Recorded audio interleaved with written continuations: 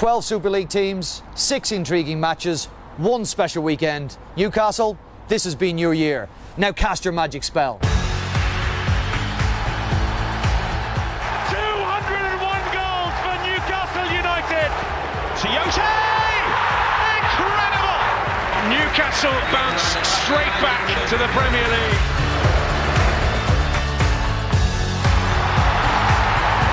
Great try from George Williams. Benjamin Bishop! Here is the big man, he's over again. A city celebrating its football team success now gets taken over by rugby league. Welcome to the Magic Weekend and welcome to 6 intriguing fixtures, 3 on day 2. We end with Wigan and Warrington, 6:45 p.m. on Sky Sports 2, and just before that, Hull FC will take on St Helens, who will be playing in front of their new coach, Justin Holbrook, in the flesh for the first time, 4:30 p.m. for that one. And day 1 starts with a match between Widnes and Wakefield, and a win for the Widnes Vikings against high-flying Wakefield would lift them off the bottom of the table, and you suggest give them the much-needed confidence that that club is currently searching for.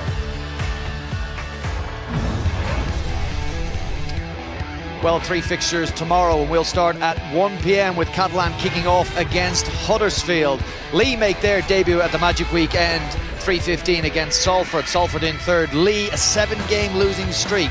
Will they snap that here in Newcastle? And then the round ends at Castleford against Leeds. All right, quick look at the Betfred Super League table. Sees Castleford, Hull on top. Just a point separating the two of those. Just 2 points separating first and fourth, and 4 points between 5th and 9th. It is a highly condensed Super League table, and you feel it will change drastically over the course of this weekend. Well, from early morning, the streets of Newcastle were flooded with rugby league jerseys for this carnival of Super League action. Specially commissioned jerseys for the occasion for most of the sides, and the fans have come here in great numbers. Terry O'Connor there in fancy dress himself. Well, what a great occasion, what a brilliant stadium. And it's our pleasure to bring you all the action here on Sky Sports. We'll have 6 matches. If you're a rugby league fan, it is essential viewing here on Sky Sports for the next 2 days. And we will have this essential viewing in the company of 2 men, John Wells, I should say, John Clark. There's one decent one between us, you're right. Yeah. John Wells and Phil Clark, combine the both of them together. 2 men I know that love the Magic Weekend. I think it's right. I mean, from a fan's perspective, they get to share the experience of going to a new place, a new venue, mixing with other fans, and that's good. On the field, it's a mid-season talent show where we tend to see the best of the players. They rise for this occasion, and I think it's significant here now that there are just 10 games left until we reach the next stage of the Super League competition. And they know really every 2 points now starts to count more. Coaches say they don't look at the league table until after the Magic Weekend. Picking up 2 points will certainly put a smile on their face. We certainly spend every week looking at the league table, John. Looking at this big occasion, this Magic Weekend, in the context of the season we've had so far, it becomes a hugely important round up here at St James's Park. Yeah, of course it does. And it's been one of the most unpredictable seasons we've had so far. As a player, this was always a standout day for me in the calendar. And we know it is for the fans. For the players themselves, forget about how this table could change. This has been the focus now for at least the last 6 or 7 days, probably longer if in truth, if you ask all of these guys. They love the opportunity to show off what they can do. There's going to be plenty on show. I could count some potential game changers, I think, coming this afternoon, but certainly, you know, the atmosphere, the carnival atmosphere, as you said, going to be a cracking day. And we get to showcase the game of rugby league in a new city. I know it's the 3rd time back here, but a lot of local fans coming to the games. The governing body have released figures in the past that say a lot of ticket sales coming from a circumference and a narrow radius around this stadium. Always good news for the game. Well, even if you're not a rugby league fan, you can't help but enjoy your time here. There's some music in between the games. The weather's good, the pitch is fantastic, and the players do lift to another level. I think you're right. I think they do want to impress not just their supporters, but every other player, and just show how good they can be here now as we count down the second half of the season.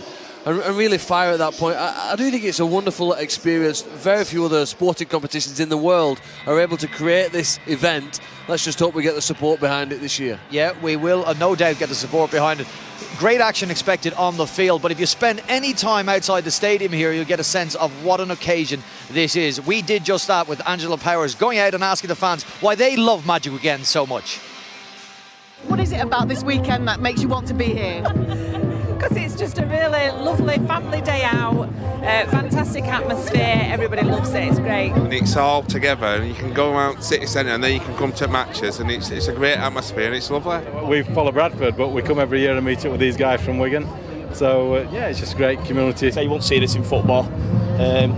Warrington Wigan, big rivals on the pitch, but still can have a laugh off the pitch, can't we, Georgie boy? No, we can't. No. Everybody in rugby league gets on. There's no atmosphere. It's just a great fun time. It's just the whole atmosphere of all the clubs being together, everybody doing something together rather than being separated and segregation and all that. I think it's good. Like I said, we don't really like each other, but we meet up for a drink, don't we? Get the game over with, and that's it. Then we go back to hating each other again, don't we? I love you too. I love you. We'll try and track those two down after the final match between Warrington and Wigan and see if they're so amicable. We've had 10 years of Magic Weekend, 66 fixtures and some indelible memories left by those games. We're giving you now 5 of our best.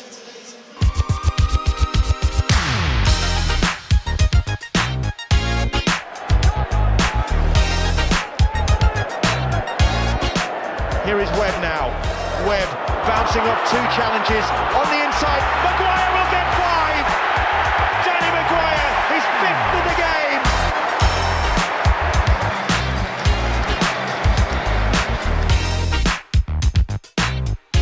As we enter the last 30 seconds of day 1 of the Magic Weekend. Goal for. Been tremendous. Been some great entertainment. Here goes Mickey Hyam. And Mickey Hyam has got Myler with him. He also has support from Adrian Morley. And Morley crowns his comeback to the Super League.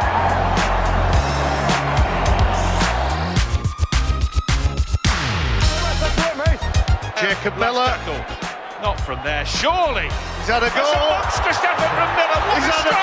What a strike that is! From Miller, that is a drop goal. From the halfway line and beyond, it's an absolute whopper.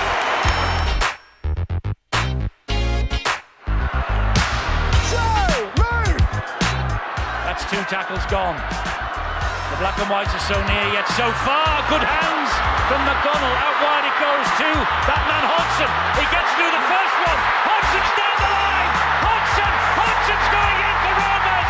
Hodgson gets in the corner. What a great finish. Incredible.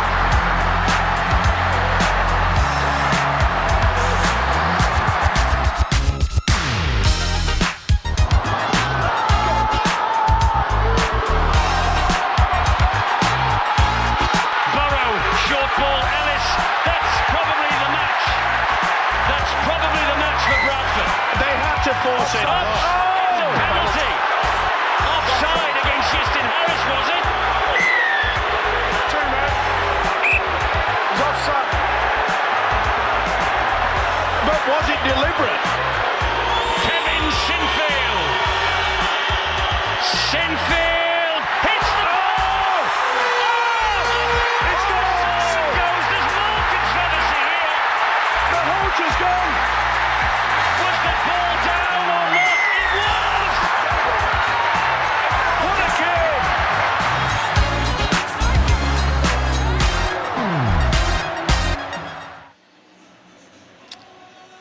Yeah, a moment they are still talking about in Bradford, I'm sure. As I said, 3 games today, all intriguing fixtures. A repeat of the grand final. Will we see Hull go top of the table? And can Wakefield take another step towards securing their Super League status? All answers to those questions now in the company of Terry, Barry and Eddie Hemmings. Thanks, Brian. Welcome to pitchside here at St James's Park. I must say the pitch looking in magnificent order. And up above, well, some black clouds. We've had some rain, but hopefully we're going to have another wonderful day here at the Magic Weekend on day one. As you say, I've got Terry and Barry for company down here, and we're going to look at the matches, lads, in reverse order. We're going to start off, first of all, with the repeat of last year's grand final, Wigan against Warrington. What do you make of this? Because Wigan have got this awful run of injuries that might be clearing a bit. We'll have to wait and see. And Warrington look like they're coming back to form. Well, Warrington, they need to come back to form, Eddie. They've been a bit hit and miss all year. And even though last week when they beat Widnes, they were still scratchy in that performance. And everyone around the Warrington camp know that they can improve. Talking to Kevin Brown before the breakfast this morning, and he was saying that we know that we need to be better. We're playing against Wigan. We're up against a very tough physical outfit, and we need to perform on the big stage. They've not done that this year, and today's a day for them where they need to really stand up, I believe. And in terms of Wigan, I think we're all used to seeing Wigan Warriors turn up on the big stage, but as you quite rightly say, they've had this horrendous run of injuries. Teams are embargoed for a little while yet, but there might be a few players returning that will hearten the team and the fans of the Wigan Warriors on a big stage like this. I don't think I've got enough, even though my tips and we're asked to predict the results. I've gone for a Warrington, but I'm not 100% certain that they'll deliver, so I'm looking forward to a great game. The middle match, of course, features the Saints and Hull FC. Now, Hull can go, perhaps briefly, who knows, to the top of the table tonight if they win this one. But St Helens, I've got a certain individual in the stand who just might prove to be the one that starts to turn their season round, the new coach. Well, Justin Holbrook, I believe, was part of the last training session. Speaking to Mike Rush at breakfast again this morning, I don't know who's not staying in our hotel tonight. Every man and his cat is in our hotel. You like to name drop you two, I'll tell you. And he was saying we can't afford to let him go, we can't afford to let him stand and observe. So I'm sure he'll trust the three blokes that have taken charge and been asked to steady the ship, but they look rocky at the minute. They look a little bit beaten, a little bit battered mentally and physically, and they've got it all to do against Hull FC. Give them the lift, who are very impressive. Well, this will give them the lift. Of course it'll give them a lift. They've got to go out there. They've got a new coach sat in the stand, but at the end of the day, they conceded 10 tries last week. Saints, I don't think that they're going to be able to match it with Hull FC, who scored 62 points. They were phenomenal last weekend. OK, and we start off, of course, with Widnes against Wakefield. Wakefield ever improving. Can Widnes get off the foot of the table here in Newcastle for the first time in a while, and will Rangi Chase prove to be the X factor? Well, that's what all the Widnes fans are going to be looking at, what Rangi Chase can bring to the side. They've rolled the dice, haven't they? They brought somebody in. We're at the Magic Weekend. Well, if there's one player in Super League that's got a bit of magic, it's Rangi Chase. He will have the freedom to go out there, and when he went back to Castleford, the players like Paul McShane and Luke Gale, they were the ones who control that side. Rangi Chase was probably reined in. I think today he's going to go out there, and Dennis is going to say to him, look lad, go out there, enjoy it, and see what you can come up with. And Wakefield might have it all on, but they're playing very well. Well, they're a good side, Wakefield. I'm going to go for the White Rose in this one. I think Trinity, they're not as consistent as they would like, but I would better their consistency against the X factor of Rangi Chase. OK, there we go, Brian. We've got 3 great games today. 3 more will follow, of course, tomorrow. It's the Magic Weekend. We're all standing by for lots of magic. I'm sure we're going to get it. Back to you. Thanks very much, Eddie. Sounds like it was a magic breakfast as well for Terry and Barry. You won't be surprised to hear that lasts for a couple of hours at the very least. Let's look at this match, Widnes and Wakefield in particular. Phil Clark, you at the start of the season tipped Wakefield to finish bottom of the table. What is it about their performances in 2017 that you didn't see coming?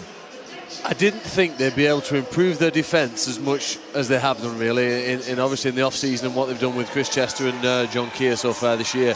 When they arrive here, they do arrive now in fantastic confidence. They've won 5 of the last 8 matches. But what's most impressive was that a few weeks ago they played against the Catalan Dragons, and it was the worst start to a game I think I've ever seen by a team. Wakefield dropped the ball, they threw forward passes, but the defence was strong enough to hold out the Dragons. Yeah, that's for Widnes. So you think if you're Dennis Betts and you wake up 1st of January 2017 and you have who you think is an England international in your ranks, and then you start today and there's a man who's come across the Pennines from Castleford who himself is much travelled. You look at the look that they haven't had. England international in Kevin Brown, Joe Mellor probably second in command. They've gone through those two, Kevin Brown leaving before the season started, and Danny Craven and Gilmore, and I'm not sure. Is it a last roll of the dice for Widnes? Yes. They're going to try and get the top 8? Yes. We're in May. It's amazing. It's amazing. He wears jumper number 40, we think, today, and that just gives you some indication of where they are as a team and the problems they have. I've always been a fan of Rangi Chase. He has had limited game time this year, and I don't think it's because of necessarily the guys in front of him. He makes only his 4th appearance this year. Still some question marks. OK, let's hear from the man himself. Jenna Brooks caught up with Rangi Chase just after he arrived in the stadium. I feel good. Obviously, being a great concept, being Magic Weekend, and hopefully I can create something for the fans and get some of our Widnes fans on the edge of their seat. How did the move come about? I just came pretty quick. Obviously, I wasn't getting game time and stuff like that, and Widnes are lacking in halves, which just gave me an opportunity to give some more game time and stuff like that. So I just, I took the opportunity, and I'm just grateful and I'm happy to be here. I've had 3 training sessions, but it's going to be a big ask, but I'm looking forward to it. Yeah, does life begin at 40 for Rangi Chase? It was Rangi himself who asked for that squad number, saying that it's time for a change. Clean slate, Dennis Betts has said when he comes to the club. He will come with a clean slate. Is Dennis Betts, Phil Clark, going to get a Rangi Chase of the past and the brilliance that we know he has, or is this a much changed player and not able to weave the magic that we once saw? Well, I think it's an educated gamble by the Widnes club, because if you look at the matches, they do sit at the bottom of the table, but they've been competitive in almost every game. What he adds, though, really, is the fact that I think he'll take risks, and they need that because they've got the basis. Here's some of the passes he's thrown in the past. Admittedly, he was at his best 5 years ago when he was the man of steel in this competition. It's over 5 years now, in fact. But he still has the ability to, I think, unlock defences. And Widnes have struggled with that aspect. There was one way he put it around his back, didn't he, when they were playing against the Catalan Dragons. Him at his very best. And the iconic one against Hull. I mean, it is phenomenal. You've got to watch it a few times to see exactly what Rangi does in the end. But it's brilliant play. Well, there was in his days at Salford. Now, if he's, I suppose he is a risk taker though. If he was playing blackjack and he had 20, he'd probably twist and take another card, wouldn't he? Thinking I'll pull an ace. But he'll throw some passes, he'll take some risks, and hopefully for Widnes, it'll help to add to the attacking side because the basics have been there for Widnes. They've just not been able to score enough points. You've watched him closely, John, in his appearances for Castleford this year.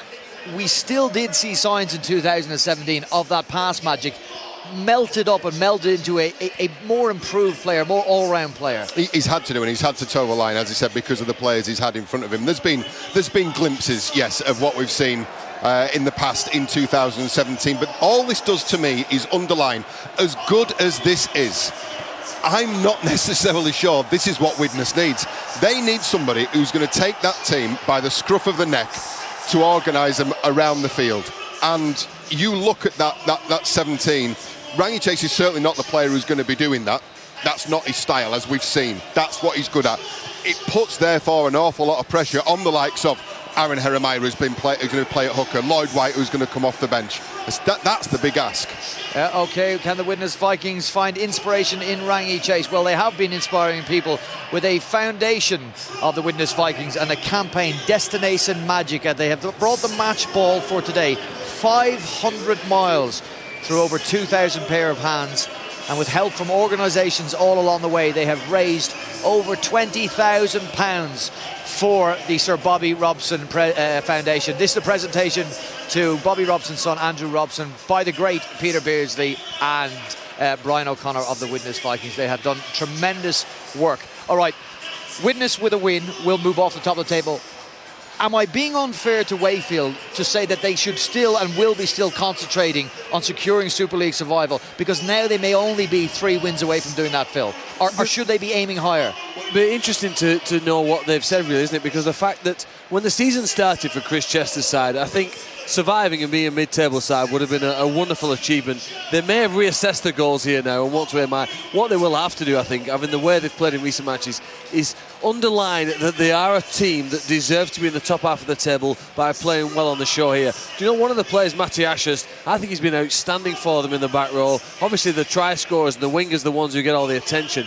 But I think if Matty Ashurst had been playing in a side that was in the top half of the table, the top couple of places I should say, I think we'd be paying far more attention to just how well he's been for them.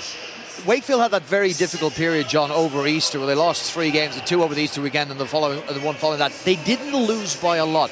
Is this what we're seeing? Is this the difference in Wakefield, this tenacity in tight games? Yes, and I think an awful lot of that is mental rather than physical, because you look at their last 3 games, they've won the last 3, so they've come out the other side of Easter and they've been able to put some results together. That's a difference. That's a huge difference. Never mind who's playing on the field. I also like what Chris Chester's done in preparation for today's game, something we'll probably get into a little later.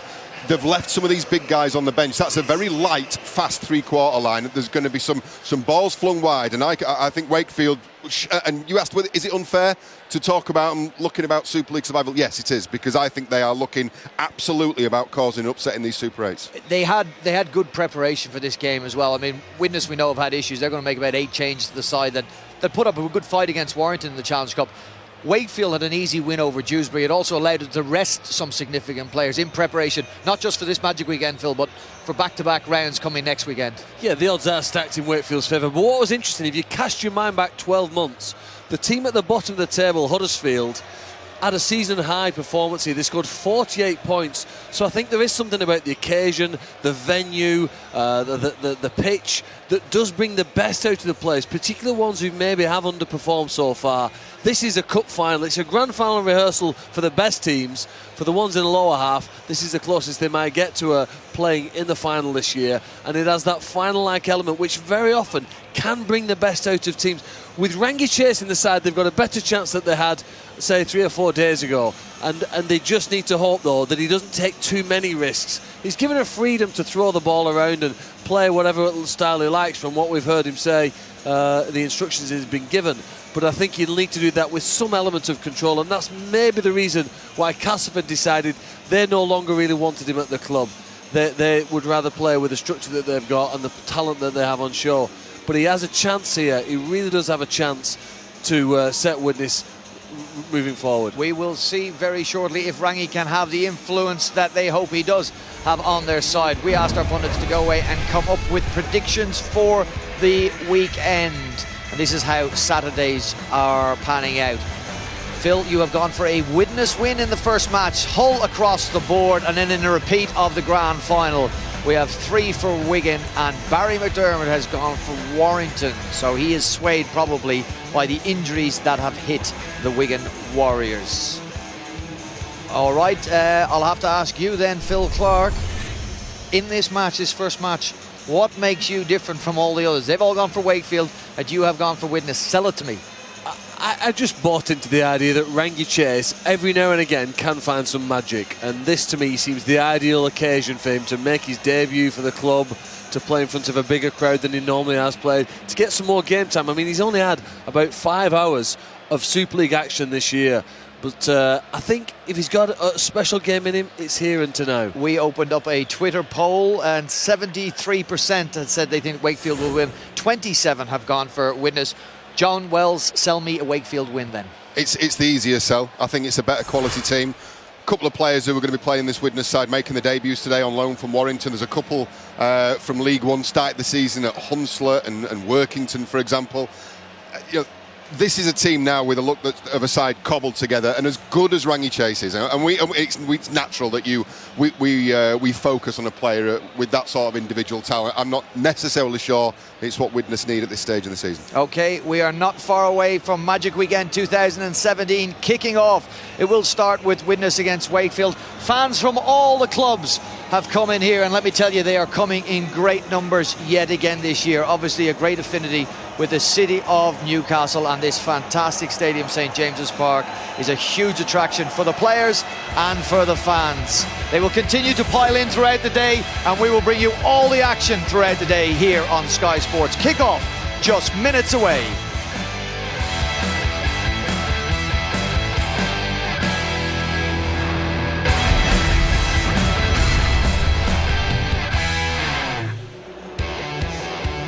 Seasons of contrasting fortunes for both Widnes and Wakefield in 2017.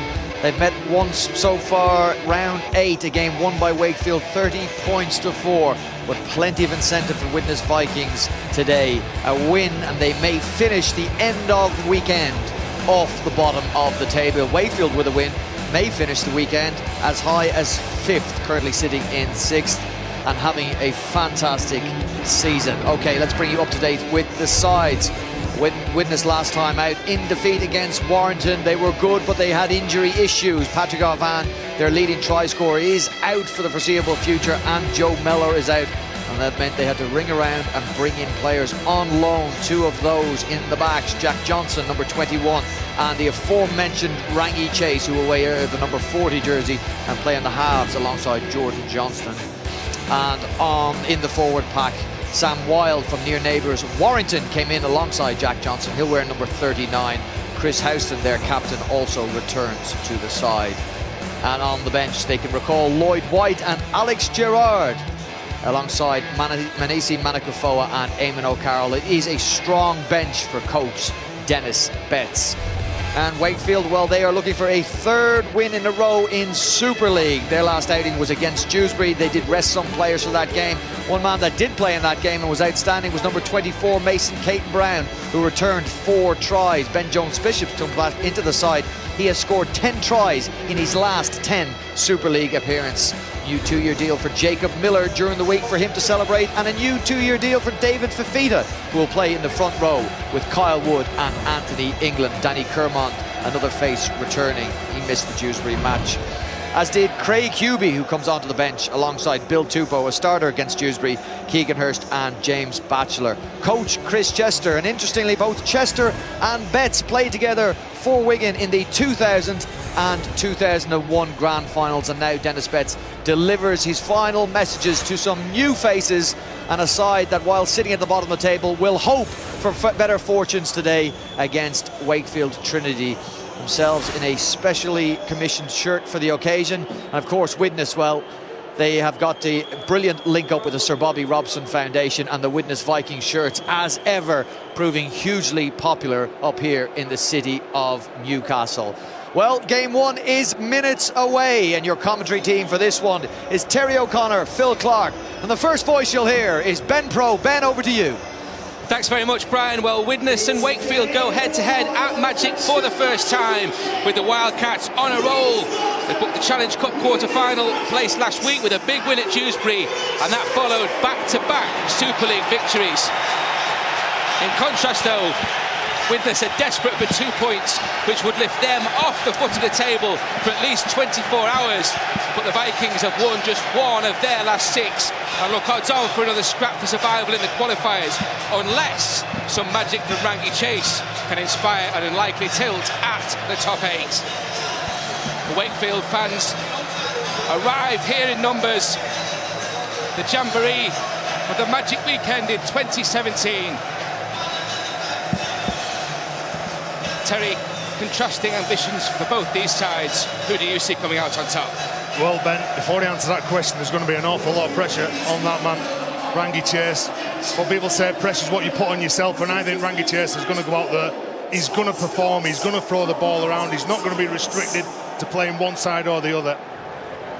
It's going to be a very interesting battle, see how he can control the opposition in Wakefield and the likes of Liam Finn and Jacob Miller, but it's all on for Widnes, missing 6 of the starting backline, up against a big, powerful Wakefield side. And probably when you look at Wakefield, you see how they play, where they are dominant in the middle. They've got to stop the likes of David Fafita, who gets that role going forward. And once they get going forward, they're very difficult to stop. Chris Kendall's the man in the middle for this first match of the 2017 Magic Weekend. And so much at stake for both these sides. 7th and 8th on the table last year. And Widnes desperate to avoid another appearance in the qualifiers. Work hard first 2 sets, guys. Work with me. Reece Hambry preparing to get this one underway. Wait for me, Reece. Wakefield, it's all about putting further ground between themselves and 8th spot. Wait. Hambry just waiting to get this one underway. Career best 4 tries in a 46-4 win at Wakefield 2 seasons ago, Rhys Hambry. And there is the man of the moment, Rangi Chase. 6th debut for him. A loser with Wests. He won with St George Illawarra. Twice a loser in Super League with Castleford and Lee Centurions, and a winner with Widnes. Hambry does get this one underway. It's been Wakefield in the shape of Scott Griggs. He takes that restart, and Fifita crashes onto that ball. 2-year deal in his pocket. Wood away.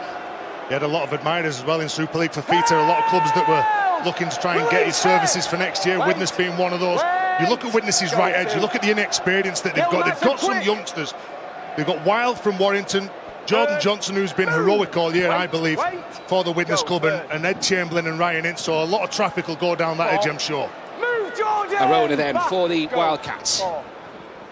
Central position, Anthony England. Former Warrington prop he made his Wakefield debut against Widnes 15 months ago. And Wood away for Jacob Miller. David, give 10. New 2-year deal, as Brian was saying, for Jacob Miller, and a key for the Wildcats in attack. But here are the Vikings showing what they can do in offence just now. Well, Terry's mentioned the fact that Widnes have some young and inexperienced players, but sometimes they can play with the freedom that maybe more senior and experienced players don't have. They hold on to the ball and play more percentage play. But I think to win the game, Widnes are going to have to take some risks, which obviously can at times cause them problems, but I think they can't just hope to just grind down, because the Wakefield side, they've really built themselves with solid foundations so far this season. Good run from Hep Cahill, stopped by Wood. Here is Chase, puts boot to ball, and Griggs well positioned, no problem at all for the 16-time Irish international. Well, this is where they need to be good. On the back of getting to the kick, they've got to make sure that they control the first few players. Stop the back three of Scott Griggs, Caton Brown, Ben Jones-Bishop from getting forward and then making it easy for the last few players in the set. Here goes Ben Jones-Bishop. Can score a try from anywhere on the field if he has half an opportunity. Decent carries there from Caton Brown and Jones-Bishop. Now Arona. Very conservative, very simple, isn't it? One pass, make ground. They must have decided to start the game here. They're going to take a few risks, and they're going to try and dominate the territory, get to the other end of the field and put Widnes under pressure, where they do here now with Miller's chip. It's a scoop from Jacob Miller. It's taken brilliantly by Caton Brown. Ryan Ince there leading the Widnes rear guard, and they're in touch. Well, that's the second kick that they've got to. Both of them stick it high in the air, so that gives the defenders a chance of getting to that ball. They come up with the ball, pressuring the inexperience over on the right. It's a good kick as well. Well, you talked about how good Ben Jones-Bishop is on the right wing. The left winger, Mason Caton Brown's not a bad player either. They've got two fantastic try scorers with so much pace. 24 next Wednesday, Mason Caton Brown. Wait, go, that's 1. Now this is where you lead by example. You want all your experience going up the field. You can see Rhys Hambry screaming for that quick play of the ball. He has got speed from dummy half. You want to make sure that you get a decent play of the ball. Jack Buchanan put under an awful lot of pressure because the previous play of the ball was far too slow.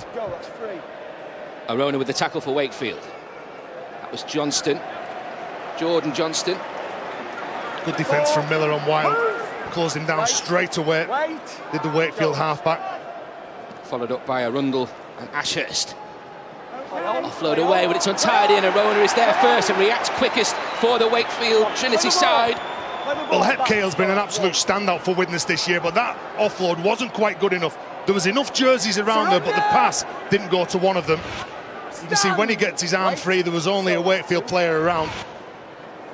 Approaching the 4th minute, Wakefield in a great position here in the shape of Anthony England. And as soon as you do make a mistake and it's so close to your line, all of a sudden you're under pressure. Wood for Miller. Short ball. Attentive work from Jeremiah on Ashurst. Miller again. Back with Ashurst and Fifita now. Liam Finn working to the right-hand side. And Rhys Lynn with some space to work. Good tackle coming in from Charlie Runciman, and had to be as well. They're only 5 metres away though. Liam Finn. Crossfield kick. Down. dealt with. Well taken by Ed Chamberlain, wasn't it? Here's Ryan Ince. Here's the enthusiasm, what you get with youngsters, what Phil was talking about. And he earns his side of penalties. So big and powerful, Ryan Ince, the number 28 for Widnes. Started for England under 16s and under 18s. So he's got form. He's certainly a player who does back himself. It's his effort, it's his energy to play that ball that gives Widnes this penalty now and field position. Wait for the foot. Yeah, Ryan Ince actually grabbed a try at under 16s level against France, and one of his teammates, Max Jowett, who's not in the Wakefield Trinity lineup this afternoon. Widnes then centre field. Gil Dudson. Good offload before he was put to the ground there by Kerman, and Chase on the back of that. Well, that's come loose, and Wakefield have it back in the shape of Reece Lane. Well, he was looking for the first pass, Rangi Chase. When he gets that ball, he's looking to hit the centre, Charlie Runciman. It comes off the chest of Houston, who hit a line, and he thought that he was going to be the short ball option going through the line, but the ball was going to be a first pass straight across the front of him to the number 4 for Widnes. You can just see by the power of this pass that it's meant for the centre, not Chris Houston. But as soon as he puts his arm out, he couldn't just pull that ball back in then. Stay close. Yeah, Rangi Chase obviously joined the club this week. Dennis Betts saying, when I spoke to him, that he hadn't had that many opportunities to train ahead of this one, so getting to know new teammates. Tackle comes in from Sam Wilde, another loanee from the Warrington club. Well, we just saw shots, didn't we, of the rain heavily falling. Wakefield trying to go wide, as I think to the left-hand side. Joe Rundle tackled. But they have been more conservative in the opening few minutes of this match so far. They recognise that dominating possession, which they will here now with another penalty, sets the solid foundations here to start this match better than Widnes. Well, sometimes it's the basics, isn't it? And that was the basics. Taking the ball in, trying to get up, trying to fight to play the ball. Ed Chamberlain just straddling the Wakefield player. Let's go. Fafita now for Wakefield. Likely to be as conservative in these conditions now. Miller, Arona, Anthony England. 3 in the tackle though. Great defence again. Hep Cale so often with Aramaya controlling that ruck. Wood.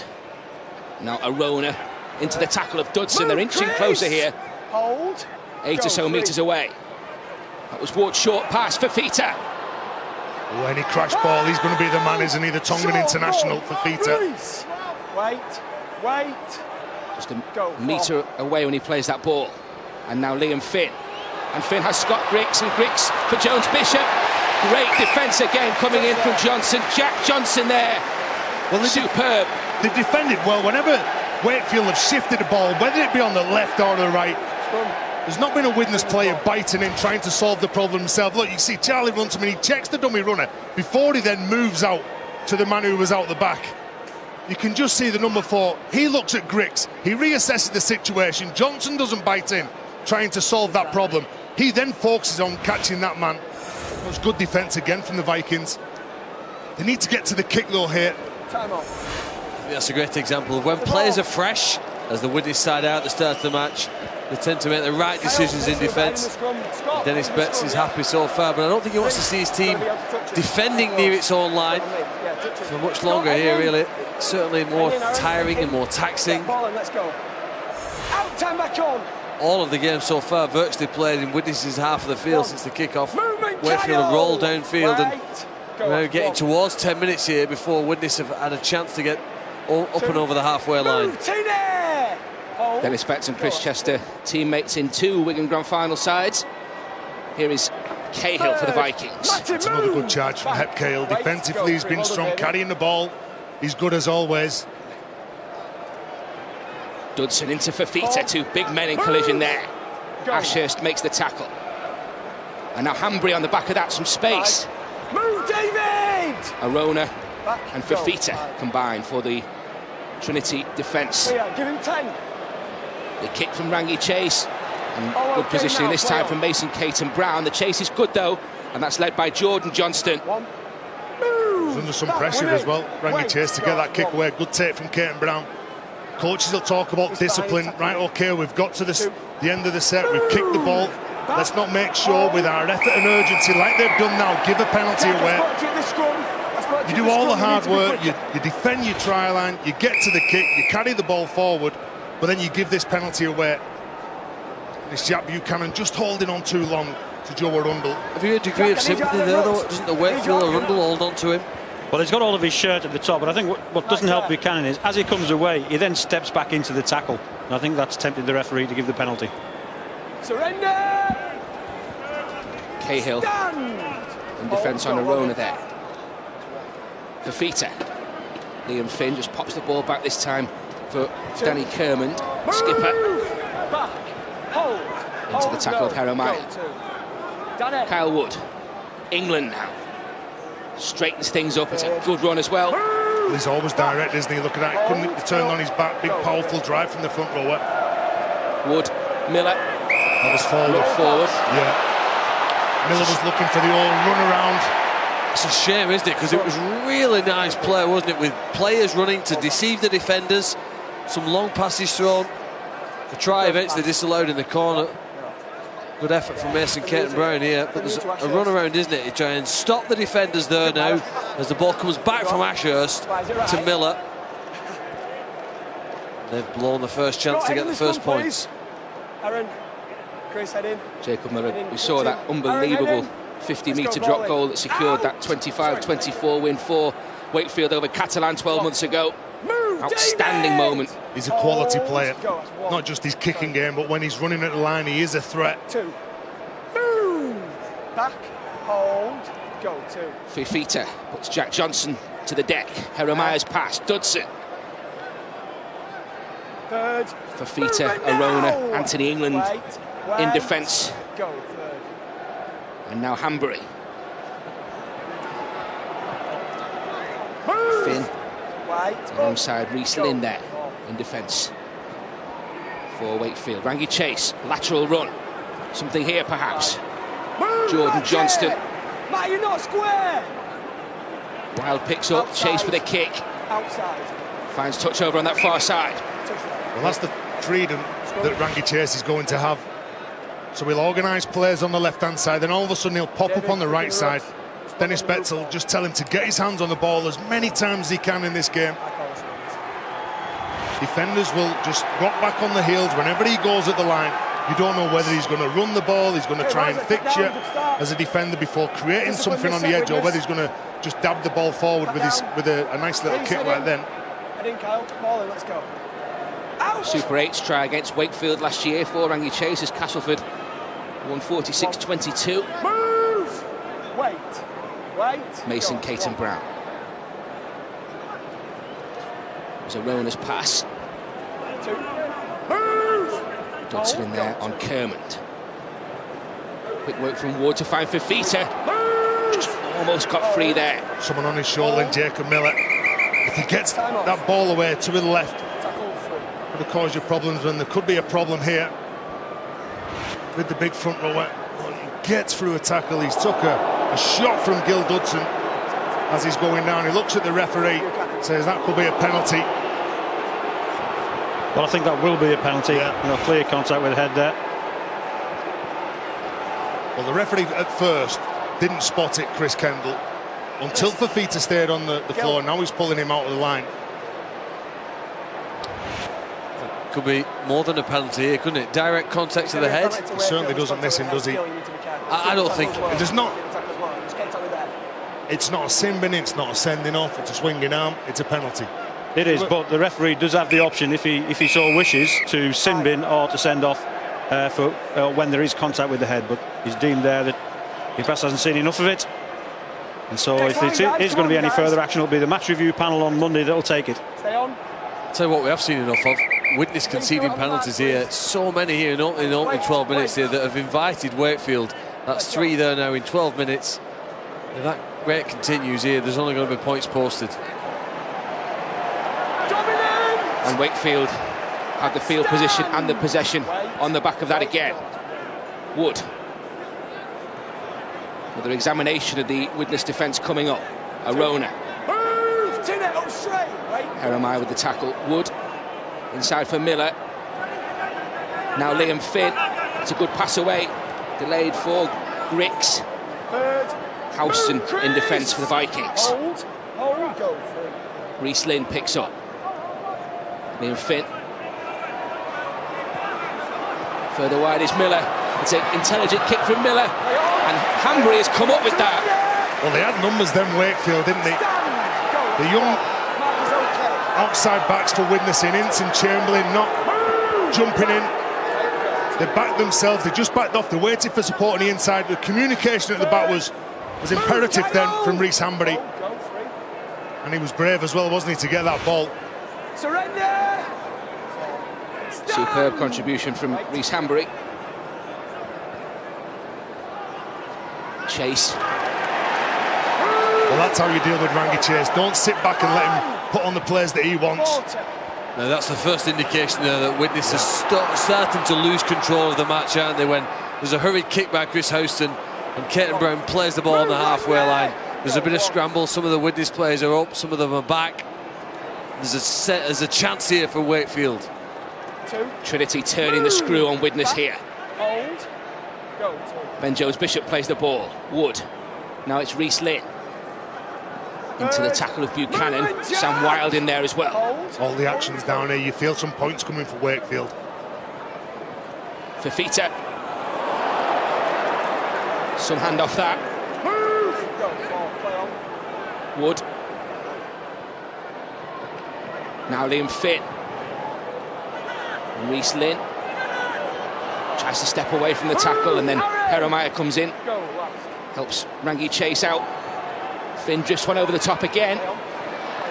It's another good kick that puts Widnes under pressure, but you have to compliment the Vikings defence. It has been very strong, although I know some players, I think when you get to 12 to 15 minutes in the game, with continuous movement, this game has been pretty much non-stop. And Widnes started to pay for all of the work they've had to do without the ball. Almost 15 minutes gone and almost entire Wakefield pressure. Now it can either go one way or another, this, Ben. When you're under pressure and you've been defending your line, you get an awful lot of confidence from what you're doing, thinking, yeah, the opposition threw everything at us and we've not cracked. But this is where they need to be better. Bringing the ball away from their own line. By the time you get to every kick, look, you're buying 30 metres, 40 metres. Rangi Chase kicks from the halfway line. Rich was troubled by that as it was in the air. Well, that's what they need as well. Chase following up his kick there now and trying to lift and inspire his team. They've been under pressure. They've had to do a lot of defensive work at the other end of the field, but you see him speed through there, can't quite get it before Griggs' pot falls on the ball. Next objective will be to keep Wakefield in their own half on this set. Move head. Hold. Anthony England faced by Cahill. And now Fafita. Dodson with arm in, Cahill downstairs. Liam Finn punches the ball centrally. Trapped by Reece Hambury. Both sides are showing up well in defence, aren't they? On that occasion, when Reece Hambury picked that ball up, it wasn't put high in the air, it was put along the ground. Made it difficult for Reece Hambury. As soon as he's bending down to pick it up, he's looking up, he's seeing a blue wall coming at him. Relieving penalty for the Vikings. And the marker's not stood square, and he's tapped it Jeremiah here now. They want to speed up the game. They've had probably slower play the balls than their opponents here, but now they're trying to play the game a little faster and see if that can help them to flow forward. A quick tap from Jeremiah and then Buchanan on the back of that. Widnes find themselves just 30 metres away from the Wakefield posts. Chase scoops the ball over the top, it's intercepted by Ben Jones-Bishop, and Ben Jones-Bishop is quick. Ben Jones-Bishop trying to put the step on here. That's a superb tackle. Ryan Ince. What a superb contribution. Can they hold them out? Here is Grix and now Caton Brown. Well, they've got back in numbers so far, but this short out on the left now. If Wakefield can get a quick play of the ball. Ed Chamberlain trying to slow it down, but Scott Grix, all the experience in the world. And from a rare Widnes attack, it's Wakefield who strike first in Newcastle. Scott Grix with his 5th Super League try of the season. He got a magic hat-trick 9 years ago. in Wakefield's Cardiff defeat of Castleford, and now draws first blood for Wakefield in 2017. Well, the magic man himself, Rangi Chase, he looks up, he spots that somebody's jumped the line, he looks to play outside of him, and you don't give the ball to that man, one of the quickest on the pitch. But look at Ryan Ince, the youngster, comes from one side of the field to the other. Widnes get back in numbers. They're all around the ruck. They look like they've slowed this play the ball down. There was space out on Widnes' right-hand side, and they had enough numbers, but the 33-year-old Griggs, he's just too intelligent, isn't he? He pumps the ball one way and dives over for a simple try. Well, they've done so much good work, haven't they, to get back there. The players on the line, but then they forgot that the most important aspect to worry about was the ball, and Griggs knew he only had to pick it up and put it over. That's a relief for Wakefield. They've battered as hard as they could at the Widnes defence. Eventually, through Ben Jones-Bishop, they found the first points, assisted by Scott Griggs at the very end of it. Happier Chris Chester, and a popular try for Scott Griggs, I'm sure. Made 32 appearances for Widnes back in 2007. He will enjoy that moment. Stay behind that line, please, guys. Reece. And Liam Finn with a chance to improve things. And you'd back him to kick this. The game management that he shows, Liam Finn. He might not be as quick as what he was a few years ago, but he certainly knows how to control the game. 20 goals in Super League so far this season. Make that 21 and a 6-0 Wakefield lead. Well, they've done, haven't they? They knew that Chase is going to take the risk. Throws the ball all, and he was never confident when it left his hands. But if there's one thing we know about Rangi Chase, as the chase from Ince brings down Ben Jones-Bishop, is that he's a competitor. Having stood behind his post here now and been involved in the interception pass that led to that try, you can tell he's going to try even harder now to lift and inspire for the remaining hour of this match. Widnes restart then. And Fafita. Typical strong carry for the Wildcats. 4 plays it takes to bring him down. Fafita. Another strong carry from England. Trinity, of course, I should say, as Anthony England plays the ball for Kyle Wood. Ashurst. He's probably been one of their best players we've not seen so far in the opening quarter. He's added now to the attacking game, really. And now Arundel. Just about ankle tap there. Wakefield trying to ramp things up in attack again. Miller. Crossfield run. Not the best pass. Picked up by Kermond. Dudson in with the tackle alongside Cahill. Liam Finn. Again goes aerial. Good positioning from Hanbury. Nice and composed tape from Reece Hanbury, the fullback from Widnes. Again, he's under pressure from Kyle Wood and Arona. Just looking at getting off the line now. They're nice and tight. Wakefield, they're talking. The line speed's there, trying to control the forward charges from the likes of Jack Buchanan. Ince. Wood all around him. Ashurst in there as well. Again, Widnes just being asked to come away from that danger area, and it's been spilled by Buchanan. They've invited some more pressure here, the Widnes Vikings. Looks like a fatigue error to me, doesn't it? The pass not really where he wanted it, to the side, a bit behind. He's looking at the defenders who've been moving forward so quickly there. All the blue shirts trying their best to compress the Widnes team. There's some puffing and panting and sweating going on here now for the Widnes side. They've worked very, very hard. They don't want to concede a second try here in quick succession. Jack Buchanan makes his first Magic appearance this afternoon, having joined Widnes the week after last year's event here. Going well so far for him as Wakefield attack again in the shape of Danny Kermond. It's how you respond to those mistakes. Again, this is where the cycle of rugby league, the cycle of defence, you've got to get up, you've got to hit, you've got to hold, take the player to ground. Then when you get set at marker, you've got to work, you don't give the penalty away. When the ball goes away from you, Don't just stand there. Arona and Fafita got Wakefield within 7 metres or so of that Widnes line. Wood, now Finn, and now Miller, and Reece Lynn.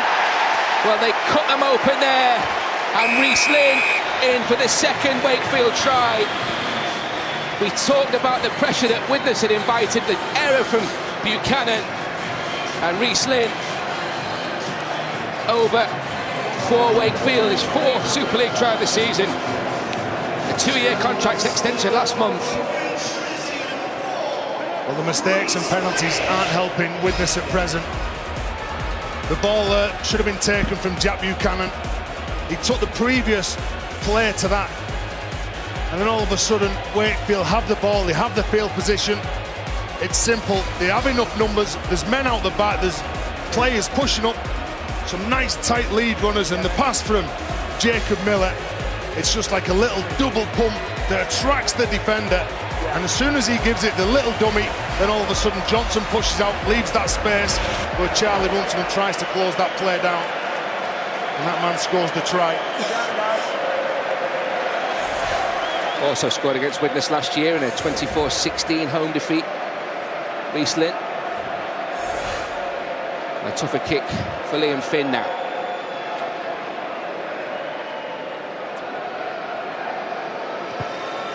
He's pulled out, but Wakefield in double figures. They lead 10-0. Well, they're in complete control at the moment, aren't they? If they can maintain the concentration, that's the test here. Lots of men moving around the ball. Look at the number of blue shirts that Trinity have got inside and out. And Jacob Miller does deliver that pass now. Straightens up, leans inside to pass off his inside foot. And at the moment, they can't find a way into this match. They need a mistake or an error from their opponents here to offer them an opportunity. One or two things for Dennis Betts and his assistants there, Brett Hodgson and Mick Cassidy, to think about.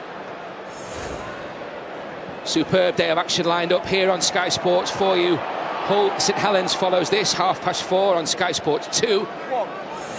And the last match is a cracker, a repeat of last year's grand final. Wigan take on Warrington from 6:45 again on Sky Sports 2. Well, Wigan now sent on the big artillery from the bench. Eamon O'Carroll, Alex Gerrard, Manisi Manaka forward, all 3 prop forwards. The ball goes wide here again. Caton Brown's got some pace.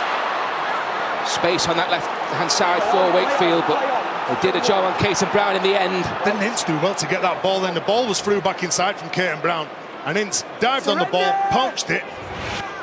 You can see the speed that he got. Ed Chamberlain did a tremendous job. 10 metres. Ed Chamberlain 21, Ryan Ince 20. Move, David! Go for Very much the future for Widnes Vikings. Shea's concerned with the present, lays the ball off to Chris Houston, the skipper, into opposite captain Danny Kermond. Heromaya. That was Jordan Johnston. Surrender. Last. Tackle comes in from Arona. Last one coming up. What can Widnes do here? Johnston's kick and Griggs. And let that go, and vastly experienced, of course, Scott Griggs, and it was the right decision. It's fine margins. The referee's saying no, that Griggs played in it actually, and it's turned out to be, for Jordan Johnson's, a fantastic kick. You know, the line between a good kick and a bad one is so narrow, and Johnson following up Griggs' nose. Just by putting himself in that position, he's actually playing at the ball, and it looks like his hand just touches the ball there before it goes over the dead ball line. Chris Kendall's in a great position there. I've not seen anything that can disagree with him so far. This is the last shot that can disagree with him. Does it touch his hand? It's this next shot here. Does he touch it? He does. Do you know, he's an outstanding prospect, Jordan Johnson. A lot of talk been about another youngster, Danny Walker, who's 17, but Jordan Johnson, he's only 19, former Kells amateur, grew up playing in the half-backs. We saw him this season playing in the hooking role. Can't half rattle him in defence as well, Jordan Johnson. Well, this is the first chance here now for the Vikings. It's a scenario they'll have rehearsed so often in training here. They've got 5 more players here. Can they strike? Yeah, first repeat set for Dennis Betts. Eamon O'Carroll crashes in for his first carry from the substitutes bench. How they need a try just now. 15 minutes to the interval. Heromaya away for Gerrard. That was Jordan Johnston. Hanbury pulled down by 4 Wakefield defenders. Inside the red zone, though, here, the Vikings. Jordan Johnston. Now Rangi Chase. Oh, gives it to Runciman. There's a collision there with Liam Finn, I think. Well, he was just waiting for that, Liam Finn, wasn't he? A little drop-off play from Rangi Chase. The Vikings continue with Chase. Nice carry from Manakafoa. And Manakafoa within a couple of metres. Penalty, they get another 6 tackles. Well, it's Craig Hubie. He reaches around the ruck, pulls at that ball from, I think it was Aaron Jeremiah. So another set of 6 now. Rangi Chase at the back, pointing, directing. First carry here from Eamon O'Carroll. So he'll look for her as he keeps his legs pumping. And he attracts 5 players. He's not the biggest, certainly powerful. Held up, so Widnes will continue. Jeremiah. It's Johnston. Jordan Johnston's pass. Ashurst there in defence, though, for Wakefield alongside Jacob Miller. Manakafoa, Rangi Chase, Hanbury. Hanbury keeps hold. Doesn't faze Liam Finn. 4 metres away as Runciman prepares to take this ball. Another penalty coming, Widnes. Well, at the moment, Wakefield's defence looks fresh, but there has to be an element of fatigue will come in here as a repeat with another set of 6 here. From the Mason Caton-Brown break on the far side of the field when he threw the ball back inside, Widnes have had a concerted period of pressure here now. Well, they need some imagination. This is why Chase was brought to the Vikings. Now you've got to work your magic. Manakafoa. And now O'Carroll's trying to crash over. Phil, you mentioned that those Wakefield penalties yielded tries at the other end. Widnes trying to do exactly the same here. As Carroll's march back to the 10-metre. Jeremiah. Johnston for Wild. Wakefield players calling for a knock-on then from Wild. Meanwhile, Widnes continue. Fifita in there for Wakefield as the Vikings get to within a metre or so of that Trinity line. Chase. Hanbury couldn't take it. Now they could fit. But that Widnes attack comes to a disappointing end, really. Well, the first knock-on from Widnes. A couple of the Widnes players had set the lines. Manakafoa going straight and hard as a dummy runner, then all of a sudden it's not a great pass. It's a poor pass again, isn't it? From Rangi Chase to Reece Hanbury. They're trying that out the back move, and you can see that when Reece Hanbury tries to pull that ball in with his left hand, he is reaching for it. It's a poor pass. Yeah. I mean, he's not had a lot of time on the Super League field this year. Is it less than 5 hours in action? He's thrown an interception pass. He's thrown a poor one there. We've not seen him run at the defenders either, really. He's taken that threat out of his game. So if you're a defender playing against Widnes today, all you need to worry really about is the fact that he's more than likely going to pass the ball unless they can encourage him, or he changes his mind and decides to step and go at defenders. That's key, that, Ben. When you're defending Rangi Chase and you're near your try line, you don't want him running at you. You'll deal with him all day passing the ball. Well, he's certainly got all the skills in his locker, Rangi Chase, and as you say, Phil, if he decides to bring a running game to the table, then that could cause considerably more problems. Meanwhile, Wakefield in attack themselves in the shape of Craig Hubie. Move, money! Wait. Go for. Outside! Wood. Outside! Okay. Turns Hanbury around. Approaching the half hour at St James's Park, and Wakefield in control, 10 points to nil, 2 tries to nil as well for Chris Chester's men. Can't find that quick play the ball though, can the Vikings need. Not got the gun size here. Chris Houston does well with that run. From Houston's second season with Widnes after 7 years in Newcastle, the NRL variety.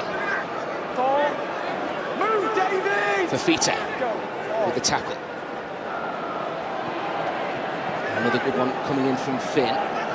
Widnes steady progress here. Ben, and that's all they need. You talked before about the basics with Wakefield, how they were earning that field position. That's all Widnes need to do. They put the high ball up here, they pressure Scott Cricks. He doesn't make a mistake there, but Widnes have got 3 lads on debut today. They've got youngsters that have only got a handful of appearances between them. They've not been used to playing together, so they need to do those basics well. And Chase electing to kick.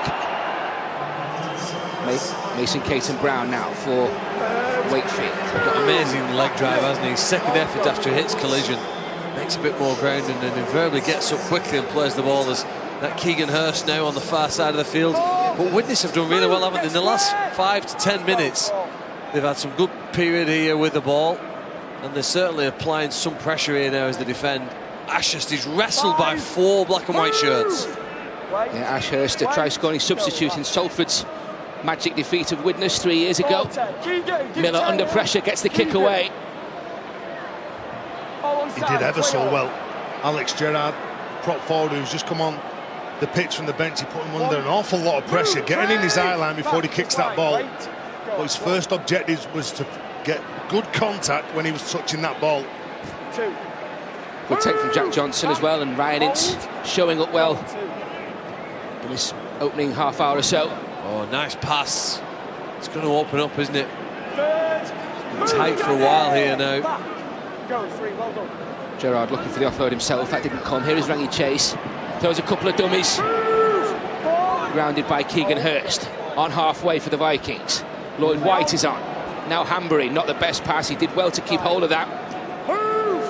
And this is the last one coming up for the Vikings now. White again. Better pass this time. And Johnson goes to the air. Jordan Johnston with the kick, and Griggs underneath it. Good tackle from Houston. Good chase from Widnes. But they need to be on the front foot a bit more. As soon as that ball's in the air, don't just come up with a slow chase. You've got to be straight up there. Be disciplined. Make sure you're behind the man who's kicking the ball. But make sure as soon as the man who's caught that ball and he touches down, you've got to make sure you hit him. A solid hit on Mason Caton Brown from Lloyd White. That's good though to find Scott Griggs, and now Caton Brown in attack again. Quick play the ball, looking ominous. Great pick up from Wood. That was excellent from Wood, wasn't it? That's what he's looking for. Closed down temporarily, or for now at least, by Houston. Finn just flicks a kick forward. Hambury is there, and eventually comes up with it. Again, how's that a knock-on now? Does the ball not continue to go by? Another player goes past the ball, but I can't see how the ball's rolled towards Wakefield Trinity's goal line. It was Jack Johnson who has been penalised here, but as you say, Phil, the ball seems to go backwards. Well, the only way it could be a knock-on is if it was played forward against the Wakefield player, Danny Kearmond, and I don't think it was. I think it was always going backwards, wasn't it? And Hambury was in an onside position because he went back behind where it was played, so I think Widnes are a bit unlucky there. He's always facing his own goal line. They're very unlucky. They're very unlucky, and this looks like 16-0 to me. I think there's 6 points coming. 7 minutes to go to the interval. This could be a very important blow if Wakefield can strike here. And Scott Griggs has just carved through. His second try was an absolute formality. Class from the Irish international. Scott Griggs, he is having a field day against his old club here. 21 tries he scored for the Vikings in those 32 Widnes appearances, and now taking revenge against his former club as Wakefield move towards the break in control. Well, at first there's a mistake here from Johnson that the referee says this ball's knocked forward as he goes down to get it. The call goes against Widnes, but it's like a training ground move, isn't it, for Wakefield? The speed that they have, even missing the likes of Tom Johnson, the incredible young talent that he is. Ed Chamberlain gets caught out, he goes in, all of a sudden he's looking up to see where Griggs is. Tries to change his speed, just bites in that dummy runner just for that split second, pulls Chamberlain up. It's a really nice catch and pass from Matty Ashurst, isn't the back rower, who runs.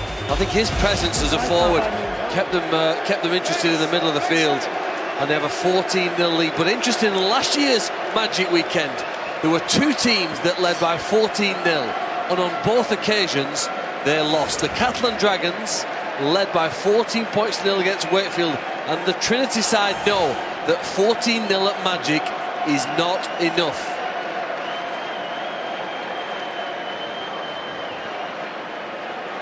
Finn now looking for 16.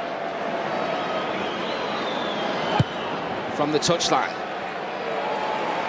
Superb conversion from Liam Finn. Well, 14 might not be enough. What's your thoughts now, Phil? That puts that one to bed now, doesn't it, Phil? The scoreboard's not changed yet. It's still 14 now. 16 is going to be a lot here. It's a brilliant move. I love tries from scrums. Teams wanted to use the space, and the Widnes defence unable at the moment to cope with that. It's just looking up and dealing what's in front of you, and just a dummy runner that goes through there just checks Ed Chamberlain, and it's difficult defending on the edge against someone with likes of experience that Scott Griggs has got. And a sweet moment, as you saw there, for Griggs against his former club.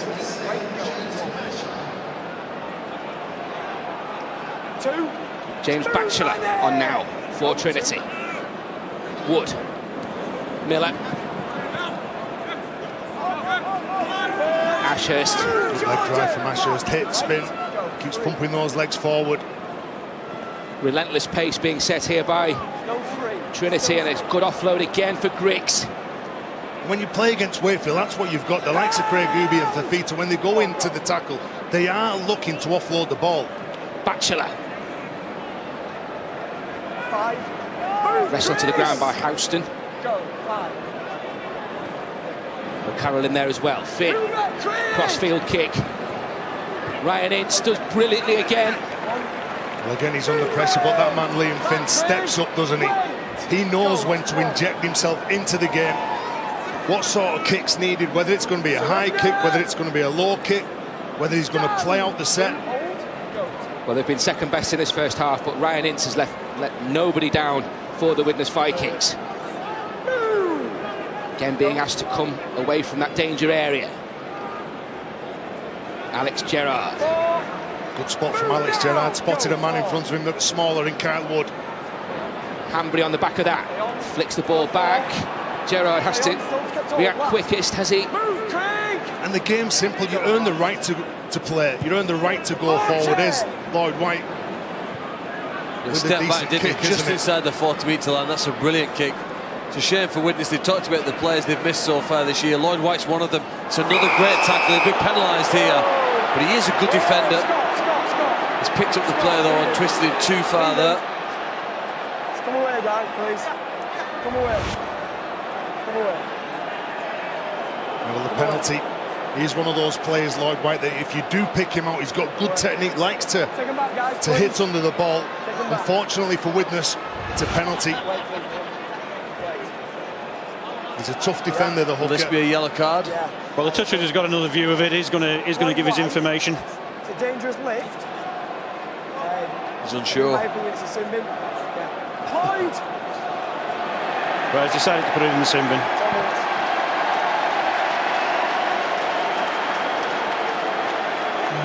More problems for Dennis Betts. That is tough now, isn't it? 12 men. Well, Aaron Hermeyer off the field for Lloyd White. Lloyd White off the field, so Jordan Johnson. I'm sure he'll go into the 9 role, so they'll be playing with one half, which I'm sure they'll be Rangi Chase.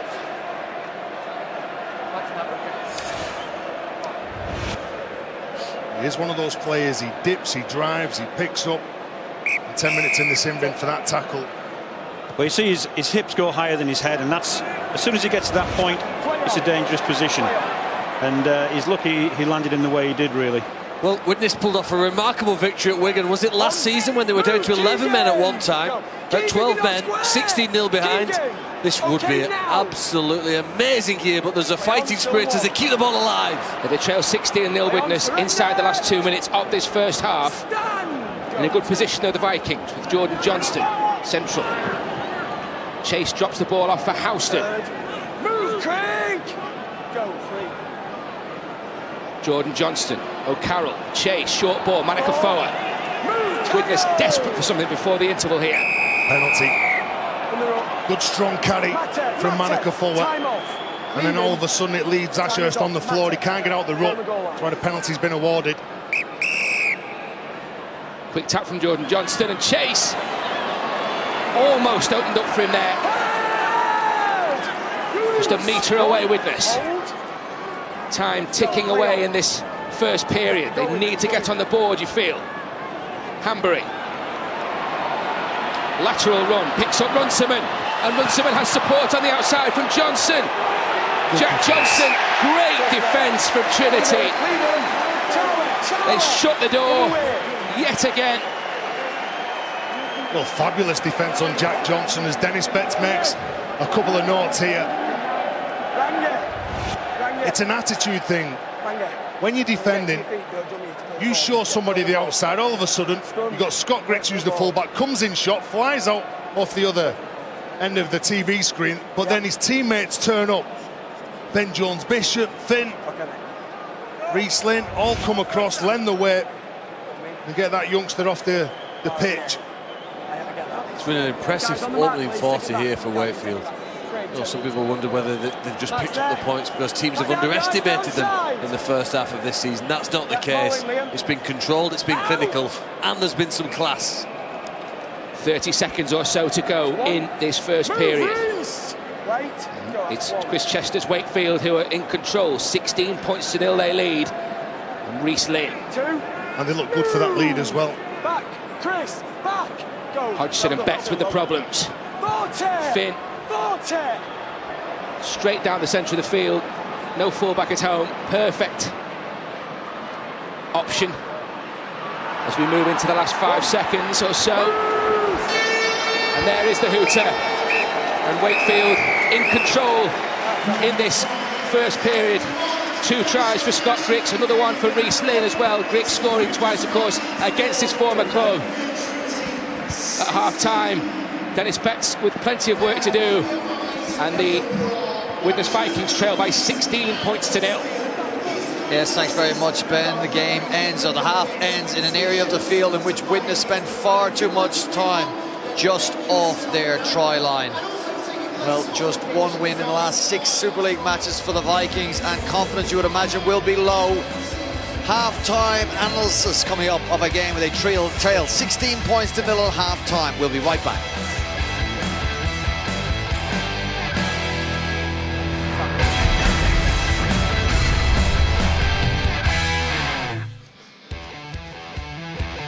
The Magic Weekend is up and running. A reminder of the fixtures that will follow the first game between Widnes and Wakefield. We'll end with Wigan and Warrington, a repeat of the 2016 Grand Final.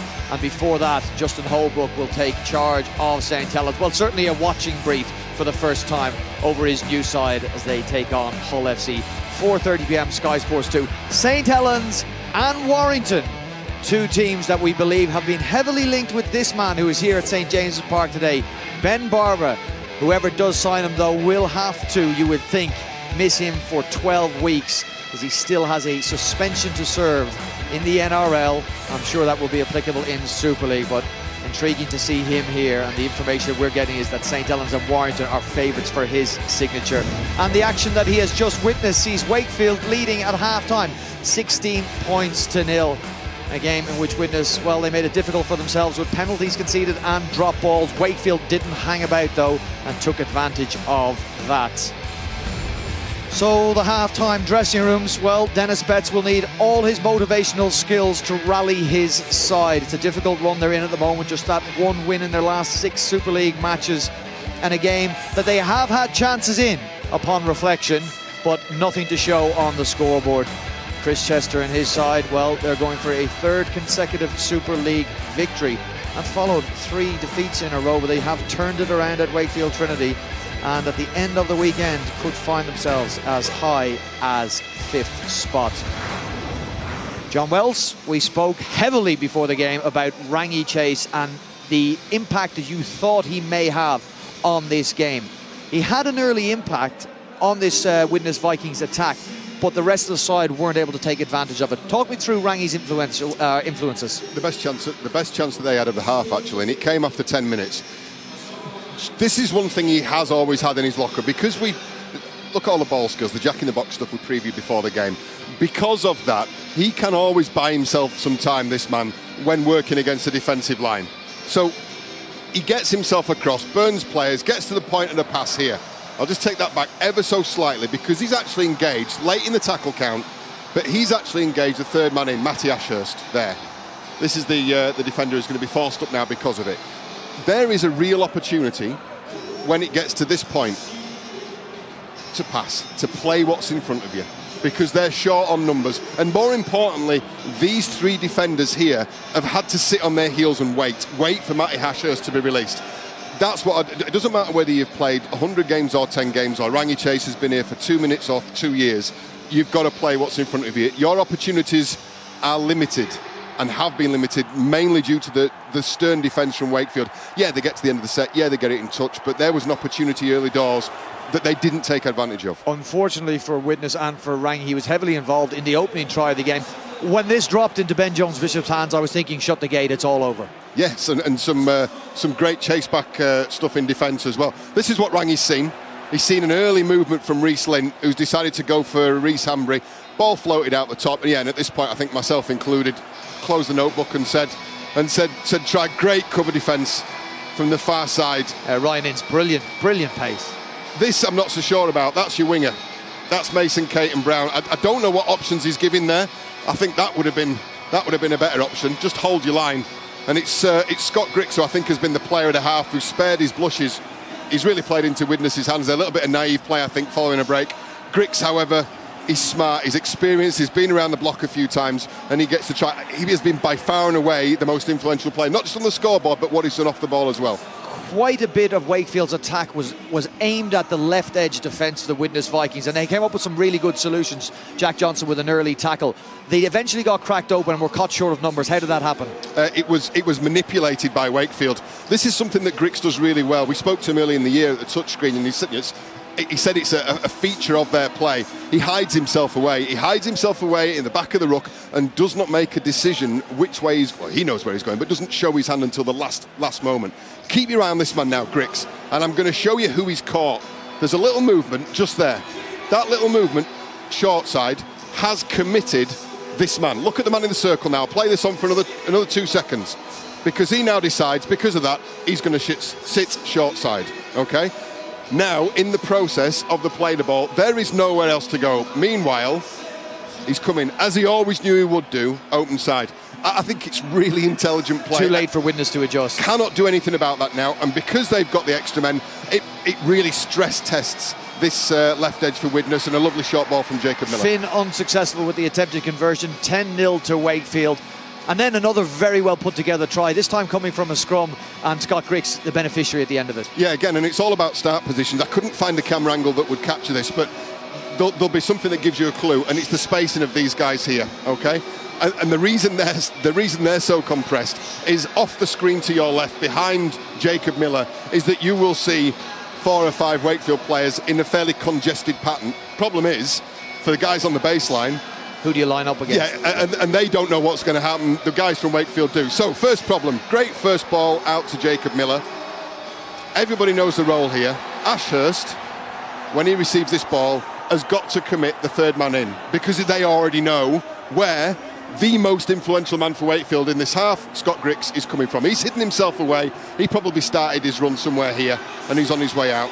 And once he gets that, once they commit that third man in, they know, because the way the ball's going, they're fixing up players, putting them on heels, and at that point their great line run has really opened up the space on the outside for Grix. I'll say it again, the single most influential man on the field after half a game. You see a way back in for Widnes in this game?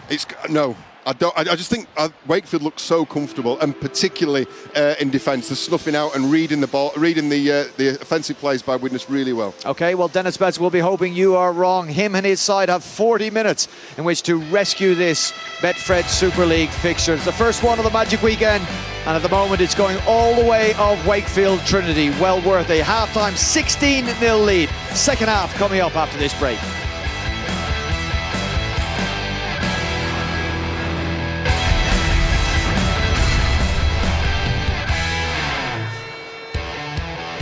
Welcome back to day one of the Dasher Magic Weekend, and welcome to Justin Holbrook. The new St. Helens coach has arrived in the country on Thursday, took charge of their last run yesterday, Friday, and today he's up here in St. James's Park talking to Maddie Smith before the game. A game you can see live here on Sky Sports, 4:30 p.m. as they take on Lee Radford's Hull FC. All right, game about to kick off. Time now to go to your commentary team. Phil Clark, Terry O'Connor, and led by Ben Pro. Thanks very much, Brian. Well, Widnes with it all to do as we move into the second half of game one of the 2017 Magic Weekend. Manakafoa to take the first hit up for the Vikings, and he spilled the ball immediately. Widnes already down to 12 in the opening stage of this second period with Lloyd White off the field, and they've just put themselves under even more pressure with the very first carry. And all the talk in the change room at half-time from Dennis Betts and the players would have been about starting this second half strongly. Make sure that you complete your set to 6, you make sure you're disciplined. And for that man, Manakafoa, he makes the mistake, and again it's just 10 metres from Widnes' line. The mistakes were costly in the first half, the penalties close to line were costly, and this could be costly as well. Manakafoa's last Super League appearance came in last month's defeat at Wakefield. And we're looking at another reverse this afternoon. Lynn plays the ball for Jones Bishop. Now it's Batchelor. Inside the red zone again as far as Wakefield are concerned. Wood away for Finn, and now Griggs gives it some air, and Ben Jones Bishop with a spectacular finish inside a minute and a quarter of this second half, and a superb effort from Ben Jones Bishop extends Wakefield's lead. The worst possible start for the Widnes Vikings. 11 now in Super League for the wingman. Speculation there's a new contract on the table for him, and contributions like that cannot hurt at all. Well, Widnes would have wanted to start this second half strongly. The first carry of the second half from Manakafoa. He loses the ball. It's a loose carry. The mistake, the effort from Wakefield on defence, but Liam Finn, look at that, how he goes straight. And then Scott Griggs, he goes at Charlie Runciman. And then as soon as he does that, the space created, but clever play from Griggs. He gives the ball to that man, Ben Jones Bishop. We've saw him score some spectacular tries in his career. And what about this for the finish? And what about that for the pass? Well, they scored a similar try on this ground in the same corner last year. In the end, his side went home as winners. And it looks as though with the first try of the second half taking them to a 20-0 lead, and his team will return home again victorious in 2017. Liam Finn's conversion attempt here might be irrelevant with the control that the team have on the on this game so far. Playing particularly well, capitalising on any error made by the Vikings. Blistering start to this second half for Wakefield, and a superb kick from the touchline from Liam Finn. Well, they've already beaten the Vikings by 30 points to 4. Plenty for Dennis Betts to think about here in Newcastle. Well, the pass from Griggs is a beauty, isn't it? He waits and delays to see what the defenders do, but it's all done in less than a split second. And he delivers a fantastic pass to that right winger, who has a try-scoring habit. 2 tries for Scott Griggs first half, an assist within 60 seconds or so of this second period. And Wakefield, as they seem to have been throughout this game, in possession again. This is a test for Dennis Betts' men. What's the carrot they like in the side? 22 points down. They're just under 37 minutes to go in the game. They've got to make sure they get a grip of the game. The forwards from Wakefield have been very dominant, some very good carries going forward. Then all of a sudden, the key playmakers, the likes of Finn and Miller and Griggs, are stepping up and playing. Batchelor now for Wakefield. 5. Movement, back, wait, go, 5. Lloyd White still off the field. Following that sin bin, Liam Finn. More tests for that Widnes defence, and Ryan Ince shows up again. Well, again, he's dealt with that pressure, hasn't he? And there goes the other youngster playing out on the right side for Widnes, Ed Chamberlain. Hold, go, 2. Johnston away from the play of the ball. And we can hear what was said at a half-time. Angela has the half-time news. Thanks very much, Ben. Well, it's not lost on Dennis Betts. That's another 40 minutes of a game without scoring. But having possession is going to be important for them. They need to get more of the ball and make the most of it when they do have it. Cut out the errors, and completion is key here. Now for Chris Chester, much happier, very happy with that defensive first half. He reckons watch out for more kick chase from them as well. They want to tire out this Widnes outfit, who last week put in a good effort, but he reckons they'll be quite tired now and they'll take advantage of that. Thanks, Anne. Jordan, had plenty of defending to do in that first period, and defending again now the Widnes Vikings in the shape there of it was Chamberlain. He's liking the look of this short side, Jacob Miller. He's picked up a couple of times in his second half, gone short side, trying to get to some of the younger players. On halfway, Sam Wilde with the tackle, Liam Finn now. Keegan Hurst. All wrapped up by Chris Houston. O'Carroll in there as well. Quick play the ball though, and Griggs drifts one towards that far touchline. Great option again from Scott Griggs, who is running this game. Yeah, well, they've got a number of players, Ben, that can step up and run the game. Scott Griggs at fullback, who steps up, comes up with a very good kick, straight in behind the winger. Johnson splits the fullback as well, and it just turns Widnes around, puts them in the bottom left-hand corner. Again, good field position to defending. It's not good field position for Widnes bringing the ball away, though. It's very hard for the Vikings, but they need to play with an ignorance of the scoreboard, try and find the energy they had to start the match, but they're being hit so hard. I think the most impressive aspect about Wakefield's performance is the defence. Okay, they've done some good stuff, they've kicked the ball, they've passed the ball well, but their effort, and in fact the chasing off some of the kicks that Angela mentioned, I think it's been first class. They've looked like a team that you'd expect to see at the top of this table. Really is a first-rate performance for 46 minutes. Manakafoa for the Vikings. As Eric Costa opening try of the second half. Johnston. Jordan Johnston's pass. Picks out Chamberlain. That's a great ball from Chamberlain, and Ince has some space. Ince cuts inside, and Widnes hit back. Ryan Ince.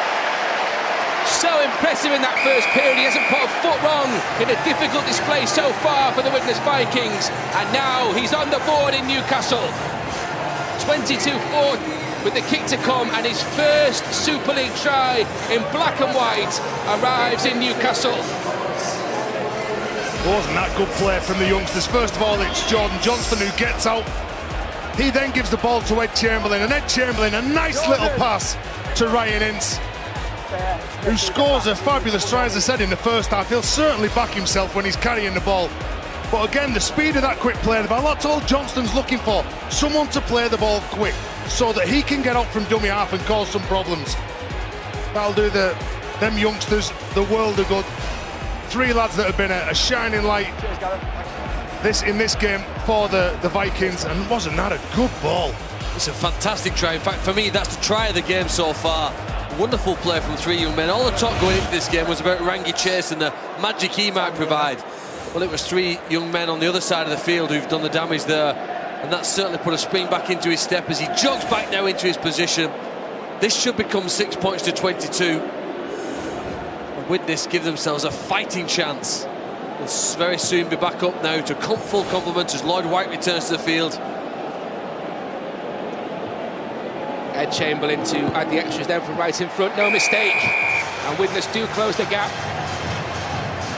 16 points at half-time, restored to that now. You like the confidence of this man, Jordan Johnson. I've been very impressed with him all year. But then Ed Chamberlain, brought back from Workington where he's been on loan, gives the ball to that man Ince. So he's one of those players who certainly will back himself. He's a big, powerful winger. And you look at Ed Chamberlain, this is only his 7th Super League appearance. Ed Chamberlain, this is his 3rd Super League appearance. So the future looks good for those two players, but it comes off the back of a strong carry from that man, Manakafoa. Manakafoa plays the ball.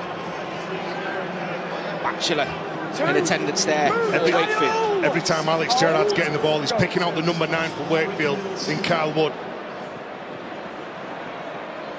No way through for Rangi Chase. White back out there. Gets the Vikings over halfway, and Heremiah on the back of that. Hookers in combination, and Chase sells a couple of dummies as he works towards this near side. Great play. Great play from the Vikings. OK, the ball's all over the side. That perhaps takes some of the pressure off. They've scored 6 points. They've got to the other end of the field. And they've got absolutely nothing to lose here now. They're playing with the enthusiasm here of an underdog. Clearly behind on the scoreboard, but with nothing at all to lose here. They're going to give everything they can in the remaining half an hour. They don't want to leave Newcastle with anything left in the tank. But isn't the game so easy when you play on the front foot? If you get a decent play of the ball where the defence is backing off, the likes of Jordan Johnston, when he gets the ball, it's so much easier. He's not under pressure from defenders who are getting in his face. And now Widnes with an opportunity to hunt the mistake. Houston with the tackle. Wood picks up Hubie now. Crashes into Alex Gerrard. Turns 30 tomorrow, Craig Hubie. He's a willing worker, isn't he, James Batchelor? Another one of the young players coming through the system. Hurst gets the off-road away, and then it's promoted further. It's backwards, and Chamberlain putting on the pressure. Is there something for Widnes here? Gerrard at least needs to pick up possession. It's cover for Wakefield, and that man Griggs is first again. Well, he didn't quite have the touch of his namesake, Stephen Gerrard, then Alex Gerrard. He couldn't control that ball, and he found himself with the try line in front of him, the ball bouncing on the floor. But he's definitely played well in this game, Alex Gerrard. And that's what you need to do. You need to put yourself where the action is. Here's big Bill Tupou on here now to try and strengthen Wakefield's. A quick play the ball out. Jacob Miller now to dart forward. They're going to try and strike back here, but Lloyd White and the Widnes side say, listen, we're going to have to take this to you now. Last one coming up for Wakefield, inside their own 30. The kick finds Hanbury on the foot. Well, they've just upped the ante now, Widnes. Again, pressure from Manica forward. On the kicker, Liam Finn. Reece Hanbury catches the ball on the full, and all of a sudden, they're 40 metres from the line. Good hit from Hubie, though. That's caused Reece Hanbury to remain on the ground in some considerable distress. And he goes again. Ryan Ince wants to get his hands on the ball whenever he can now. Chamberlain for Jordan Johnson on the back of that, and Lloyd White. Reece Hanbury back on his feet. Jordan Johnson again just sells a dummy, cuts inside.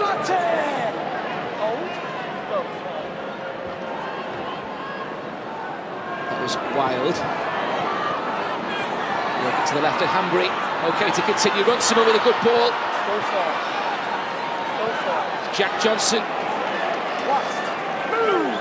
This is the last one coming up for Widnes. 12 metres away. Grubber kick, diagonal. Miller is there. Out of his in-goal area with some comfort. Still going, Miller. Houston eventually with the tackle. Well, doesn't he look like he had some time then?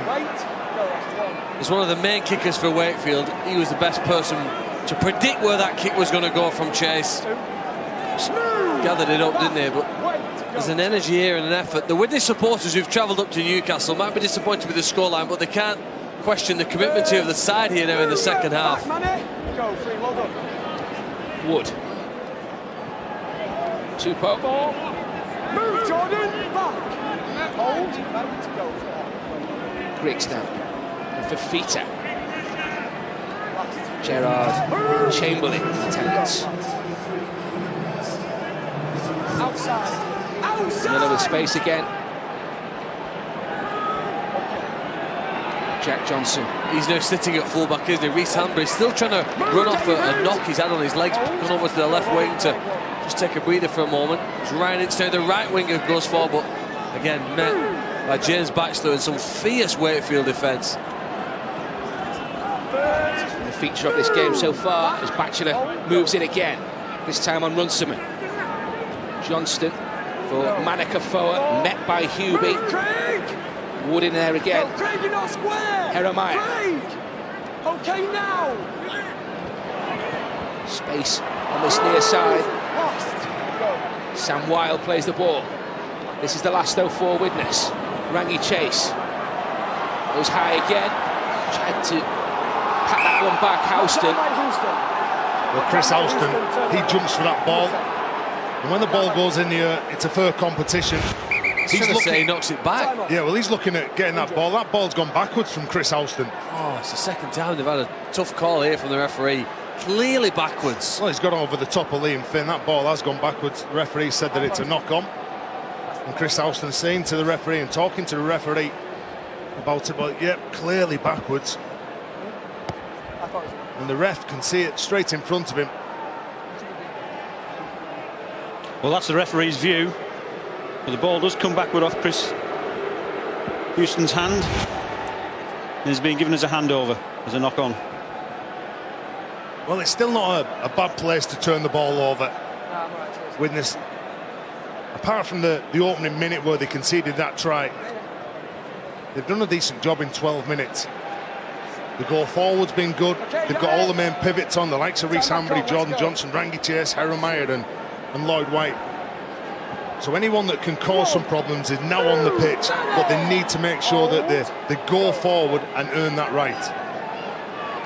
Liam Finn back on his feet. He just landed awkwardly following that collision with Houston. The challenge for that kick is 2 now. Wrestled to the ground by Chamberlain. Now penalty, Wakefield. Is he on his feet when he plants the ball? Well, the problem with that play of the ball was he puts the ball straight onto the ground. He's supposed to stand up first. As soon as that ball's on the floor, the Widnes players are trying to come out. I think they've done everything they can there. The issue is that putting the ball on the floor, you should stand up first. So that penalty should have gone the other way. It could well have gone the other way, yes. Another tough call for Widnes. Wood. Miller. It's Fifita. Enveloped by 3. Wood. Hubie now holds on. Offload the other way for Wood. It was a good job, Lloyd White come up with that ankle tap then for Wood. That was crucial. How long can they keep them out though? Griggs, who's been everywhere. What a hit that is! Good shot, Charlie Runciman. Straight into the ribs. Kerman will have felt that, but they're still continuing in the shape of Lynn. Reece Lynn gets his side to within a couple of metres. Wakefield examining this Widnes defence again. Finn, crossfield, taken by Miller. That did go backwards. And now Griggs tries to promote it with the foot. Easy though, in the end, for Widnes. Well, Jordan Johnson peeled away from that. Once he knew that one of his teammates were going to be going forward and pressuring Scott Griggs into making that kick, he knew that he had to drop behind because there was no Widnes player behind in that pocket. Surrender! Well, the Vikings know they've not had a season they really want to remember, but they've finished games particularly strong. There have been matches, I remember one when they played at Hull, clearly behind on the scoreboard, and yet in the final 20 or 30 minutes outscored the black and whites of Hull. So they've certainly got some fighting spirit in them, and they're showing it here now in this second half. Won just 1 of the last 6, remember. Desperate to turn this around with this Vikings. Scott Griggs though. Like John Wells said in the half-time break, he has been very good. Scott Griggs dealt with everything at the back. When Wakefield have been defending, he's been organising his troops, telling them where he wants them. Pops up either side of the ruck. He's the big indicator to where the ball's going on a shift play. Ben Jones-Bishop, taken by a combination there of Gerrard and Manipofo. Now Fifita to the heat of battle again. Houston this time comes up with the tackle. He's a hard man to manhandle, isn't he? Fifita. There's a Rona and Miller pops the ball over the top. Tupou. Offload was for Caton Brown. Stands in the tackle. Has to take the tackle from Herremire in the end. Last one coming up. Sensible play. More pressure applied by Miller. Then just step forward, Jacob Miller. On that left edge, first of all, he looks up. Was he going to run the ball? He knows that Widnes have got numbers in defence, so he just chooses to kick the ball in behind.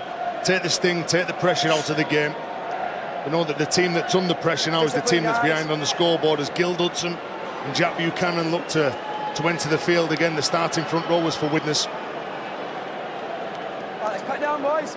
Down side. Dudson preparing to come on alongside Buchanan. David, come on, get ready. Don't forget, Time off. 3 matches for you live from St James's Park this afternoon. We're followed by Hull against St Helens on Sky Sports 2. Ball in, let's go. Out, time Justin Holbrook in attendance, and then that grand final repeat, mouth-watering clash, Wigan against Warrington. That's a 6:45 start, Sky Sports 2.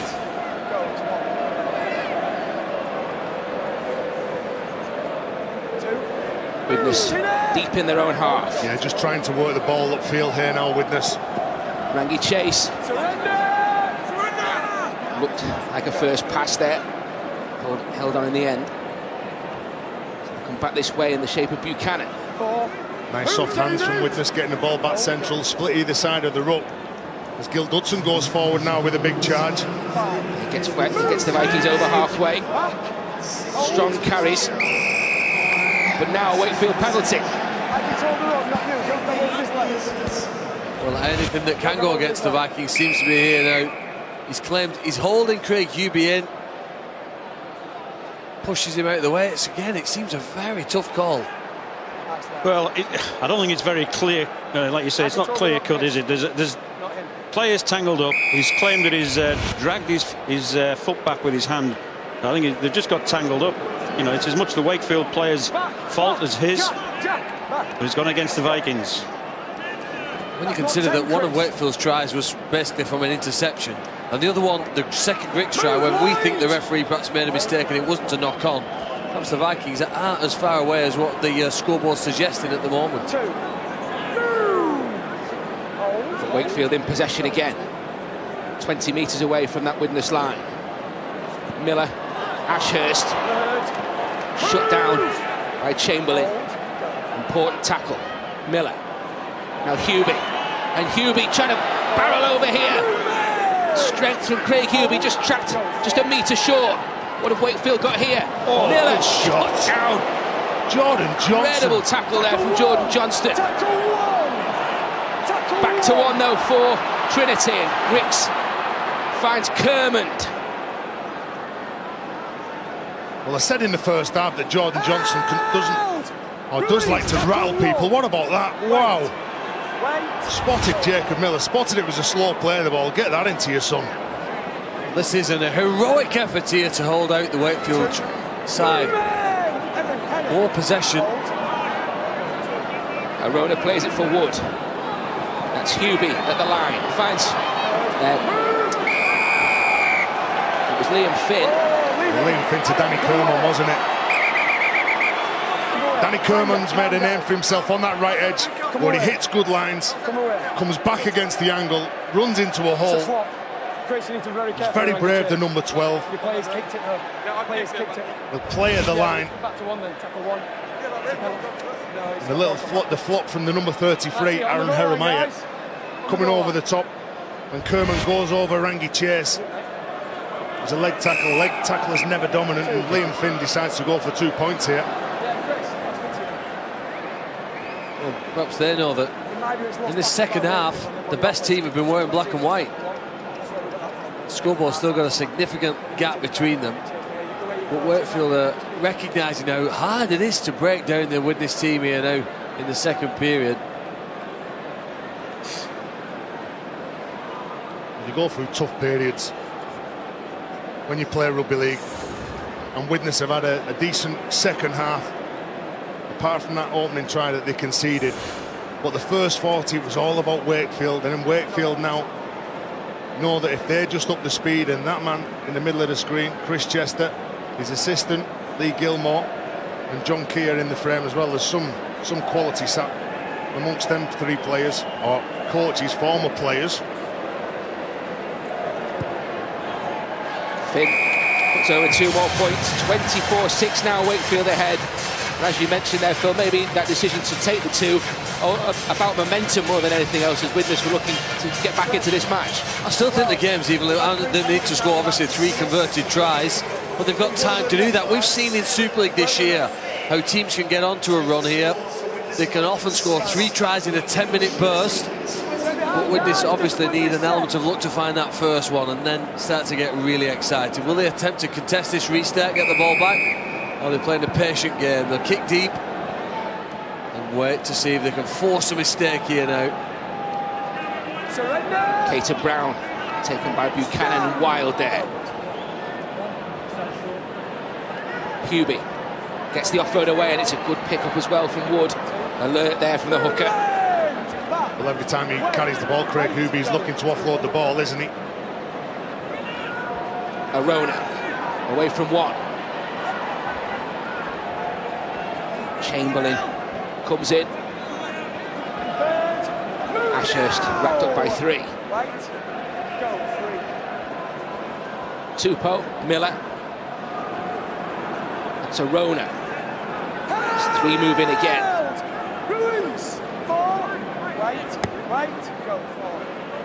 Wood. Fafita just punches Buchanan away initially. Still going for Fafita. That's a brilliant offload, and what a shame for Jacob Miller. Well, that's the power of Fafita. When he goes through the line, the left-hand carry looks to just tip the ball on, plays through the line, he knows he's got support. And the likes of Jacob Miller and Liam Finn, you know what your big fellas do. You know who can get an offload, who's going to poke the nose through the line and offload that ball. And he's certainly one of those players who looks to play. The ball comes off Wild, it goes backwards from him, and then Jacob Miller knocks the ball on. That's Fafita that knocks it on the ground just after that. Comes off Miller's leg, and then Fafita knocks it on. He was claiming that it was played by Widnes, which it was, but the first knock on was by him, Fafita. Fafita tops the Wakefield charts for tackle busts and for carries this year. You sound surprised by that, Ben. Have you seen the size of him? I'm not surprised at all. I'll take you down to meet him after the game if you want. Another big man for Widnes here, Dudson. Arona alongside Ashurst. The tackle for Wakefield. Now Rangi Chase. Big shot there from Fafita. Well, he just was waiting, wasn't he, for Charlie Runciman, just in case that ball was dropped off. They've made good ground here. They're rolling at the line. They get a penalty here. Jack Buchanan wants to tap it quickly and get on with it. They'll go back here, but they get 6 more plays. They need 6 points here. And then who knows what would happen in the last 15 minutes. Dudson with the first carry. Desperate to come away with something here, Widnes. Jeremiah. Chase. Delayed ball. And now Wild puts the shoulder in. That's a Wakefield try line. Johnson scanning behind the play, the ball, look at him. Jordan Johnston. Chase. Measured ball, Jeremiah. Back inside for Runciman. Good work from Reece Lynn though. Just closed that gap, wasn't it, from Reece Lynn and Liam Finn. Chase again. Kick this time. Oh, what a pity there for Johnston. Johnston so close. Well, kicking on the third player then, Widnes. Again, decent field position. Wakefield weren't expecting that. There was a little wink and a nod of the head from Rangi Chase to Jordan Johnson, who was pushing up really quick in the centre of the field. When Widnes have looked good in this game, they've played off the goal forward from the forwards. The likes of O'Carroll, Gerrard, Dudson, Buchanan and Manakafoa. When it's been going side to side, that's when they've not looked strong enough. The basic plays is what will get the rewards. Ricks with the dropout. Repeat set for Widnes. Buchanan. Time ticking away inside the last 15 minutes. 18 adrift of Vikings. Sam Wild. Chamberlain. Jeremiah. Line from White. Ashurst and Hubie combining defence though for Trinity. Now Dudson. A couple of metres short of the line now. Widnes as Kermond makes the tackle. Well, Scott Ricks, knowing that he was trying to put pressure on the acting half, Aaron Jeremiah, is offside. The referee Chris Kendall says, and you can see him throwing his arms up saying, "I was behind the line, sir." One of his few transgressions this afternoon as Buchanan tries to use his strength. Held up. Well, they're quite content, Wakefield. I think Eamon O'Carroll twice in the first half, Jack Buchanan in the second half when they get over the line. The Wakefield defenders are just quite happy with holding him up, not letting him go to ground. Must play the ball on the 10-metre mark, which is that white line. Chris Kendall just pointing that out.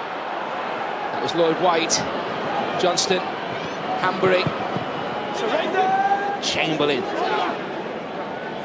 Down by Miller. It was Ryan Ince who made the pass for Wild. Well, too flat for Widnes then. They need to be deeper and more options. Nearly 3 gone. Just trying to get the ball away. Here. Chamberlain. Yeah, the referee, Chris Kendall, has wiped the tackle count clean. Rangi Chase still going. Rangi Chase still going. He's called a 0 tackle. He's offloaded the ball. But isn't that a play that suits Rangi Chase? When you have the free play, you can try anything you want, knowing that if you do make a mistake, it goes back to the original offence and you will get the ball back. Well, he's dragged eventually, isn't he? Loses the ball as he goes to the sideline. What was really interesting, though, as we were just watching that replay, was that all the Widnes players now, with just over 10 minutes to go, running back here. There's a sense of there's a chance here. If they can get some points, they could get really back into this match. I know there'll be a 12-point gap if they converted 6 points. Dennis Betts knows there's time remaining in this game. They need to find a way of sneaking over, though, close to the post Still here. giving them a chance, aren't you, Phil? Still giving them a chance. Never write off the Vikings. Well, they're giving themselves a chance. Another player here in the back of the scrum. That would help before the referee says we can play on. Here we go then with Chase and Hanbury. Runciman. Jack Johnson all wrapped up. In Finn with the tackle. Houston.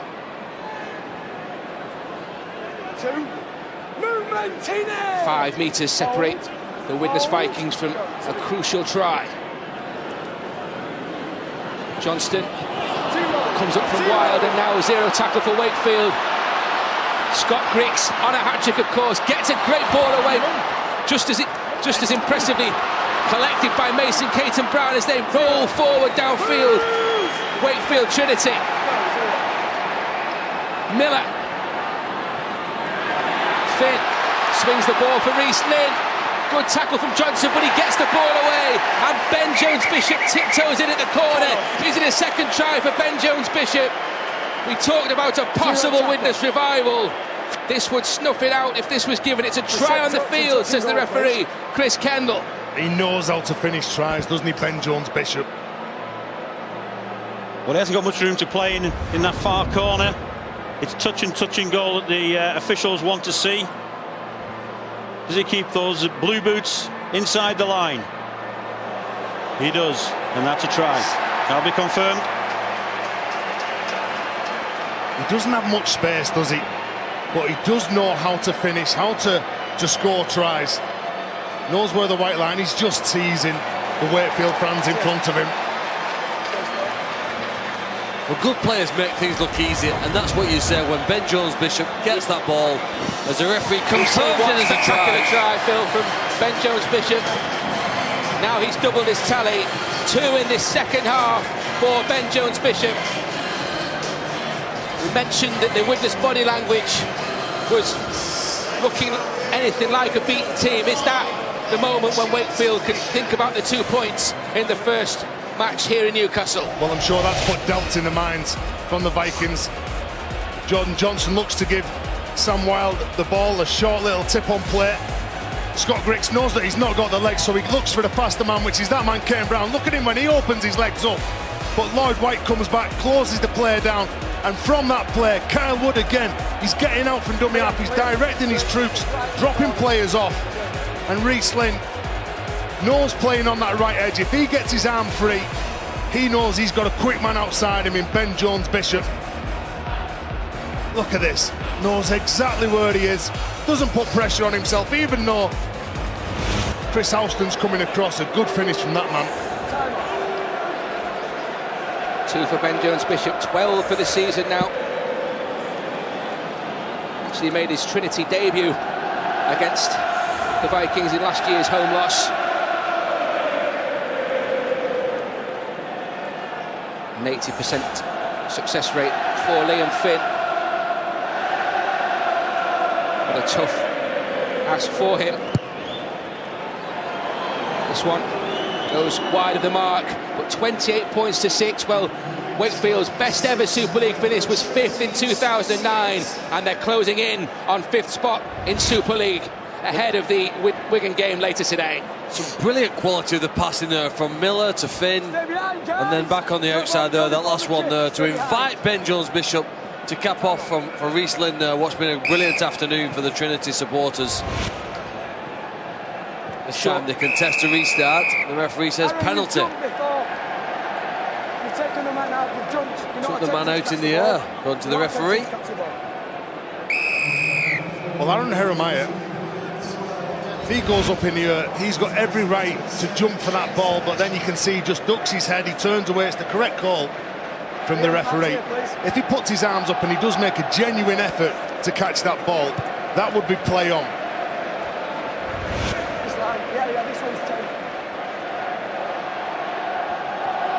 Dennis Betts looking on. Reece, wait for me. Wait.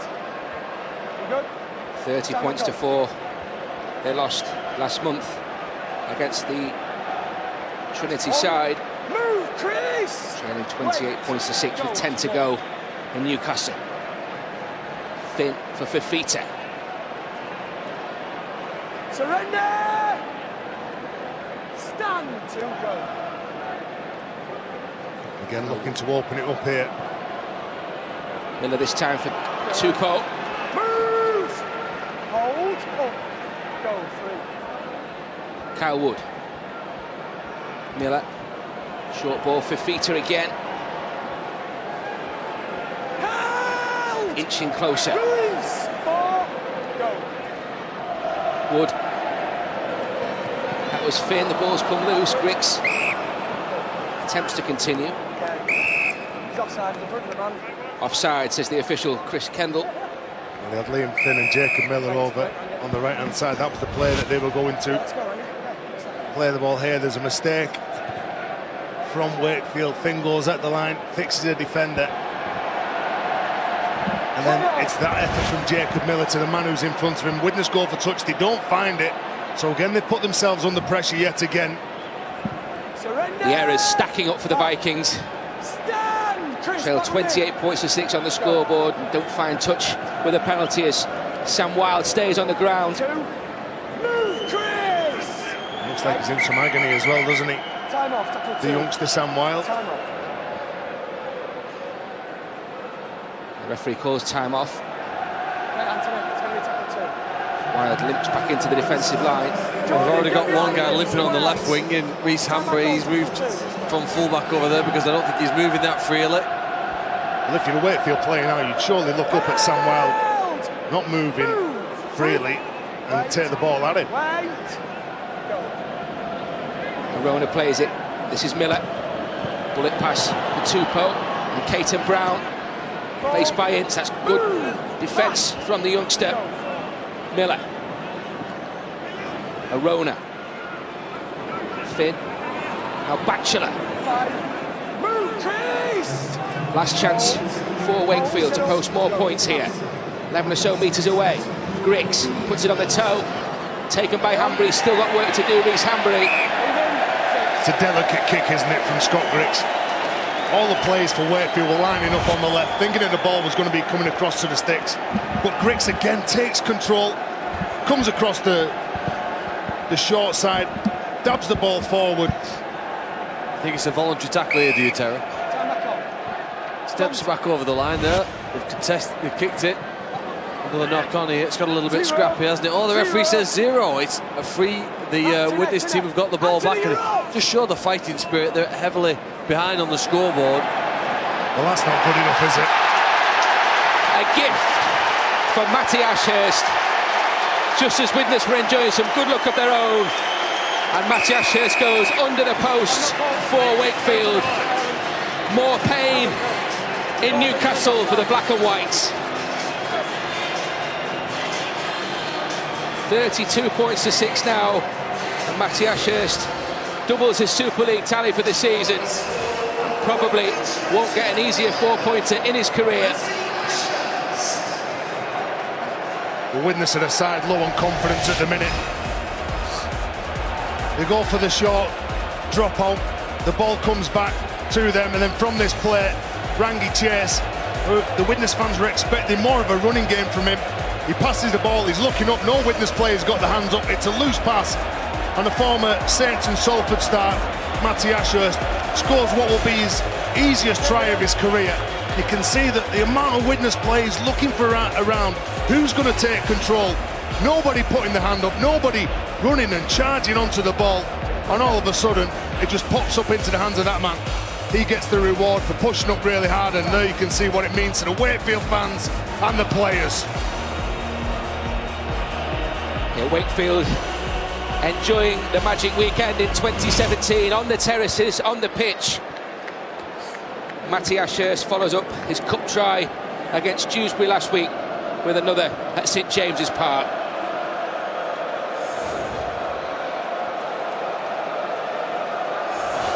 Two more points, a formality from Finn. 34 points to 6 now in favour of Wakefield Trinity. Well, at the moment, this is probably the closest Wakefield are going to get to the final. It's the long odds to make the grand final this year, but they've got a great chance here of looking like they're playing on a big stage and developing that winning habit as Ashurst. It's all smiles now. They've got a pair of athletic back rowers, Kerman on the right, Ashurst on the left. Do a good job for them with and without the ball. And it's a happy camp for Chris Chester and co. Chris Chester happy. 5th place for now in Super League. Perhaps looking at back-to-back Challenge Cup semi-finals as well. Quarter-final with Salford to overcome first, but it's looking rosy just now for Chris Chester and the Wakefield Trinity side. Get up straight, Reece. I was going to say he's done an impressive job, hasn't he, Chris Chester, assembling a side that play really well. You can see that Reece Lenny moves off the mark, he gives the penalty away. It's criminal when you're in control of the ball. Widnes will be looking to send the fans home here in double figures, maybe score another try. So not the way Wakefield have been defending in this game. Jeremiah comes this way. And now Chamberlain.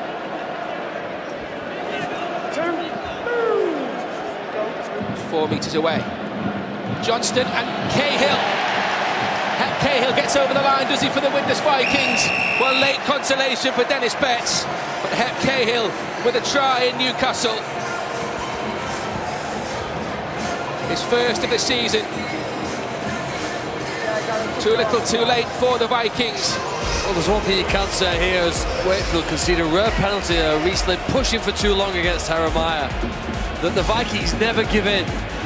They play to the last minute. And that's a habit which I guess they'll want to develop more, because when they get to the mid-eights, which I think they'll probably be when we get to the next phase of the Super League season, they need to make sure they've not lost the confidence. Ed Chamberlain attempts to kick his second conversion.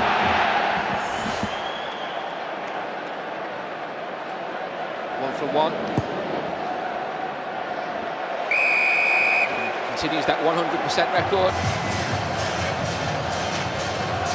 34 points to 12 though in favour of Wakefield. They've hit 30 against Widnes again. Well, he's a workaholic, Hep Cahill. Ever since he came to the Vikings, he always puts his hand up, and that's the reward for all the hard work he does either side of the ball. When he's defending, he looks to hit, he looks to hurt. Carrying the ball, he puts his arm up when he knows it's going to be a tough carry. But apart from a 20-minute spell in the second half, Wakefield have been the better side. Cahill got a try against Wakefield on his Widnes debut back in 2012. They lost that one 32-14. Similar scenario today. Jordan Johnston gets the ball wide. Arona in defence for Wakefield.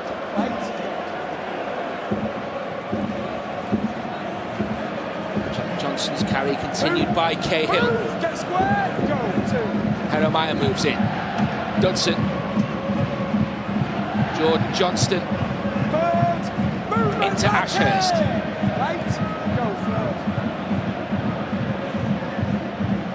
Now Wild. When you look at sides, and we're only in the first game of 6 that you'll see on Sky Sports this weekend, in the Magic weekend. Teams will be beaten, but it's not from a lack of effort, it's execution that's let teams down.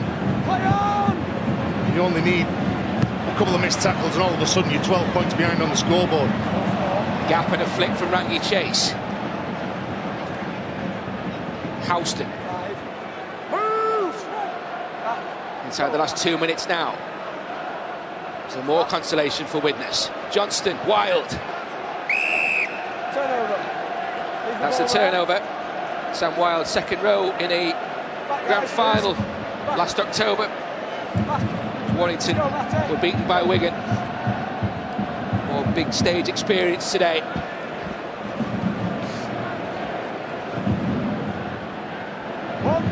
Movement! Wait! Arundel plays the ball. 2, move, jerk! Wait! Go, 2. Nice and tight from Wakefield now. Knowing that the clock's with them.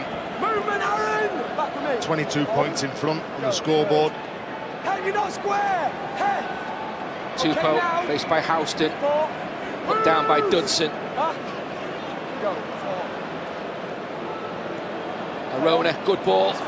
Keegan Hurst manages to get the offload away as well.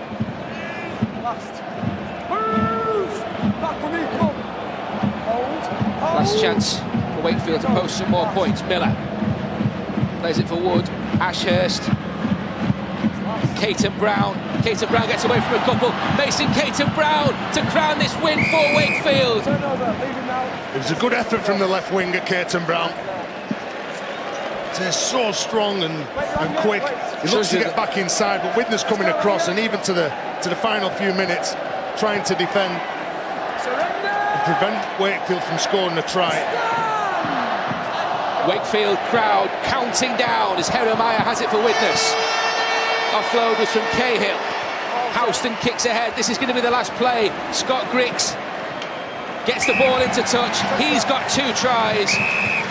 Wakefield with 5, and Wakefield go 5th in the Betfred Super League in the opening game of the Magic Weekend in 2017. It's their highest ever Super League finish. Wigan will have plenty to say about that later this afternoon as John Keir and Dennis Pretz embrace. 16-0 they led at half-time, a couple for Scott Griggs and Reece Lynn, and then Jones Bishop in that second half. And Matty Ashurst, late consolation for Cahill. Second time that Widnes have been defeated by 30 points by Wakefield this year.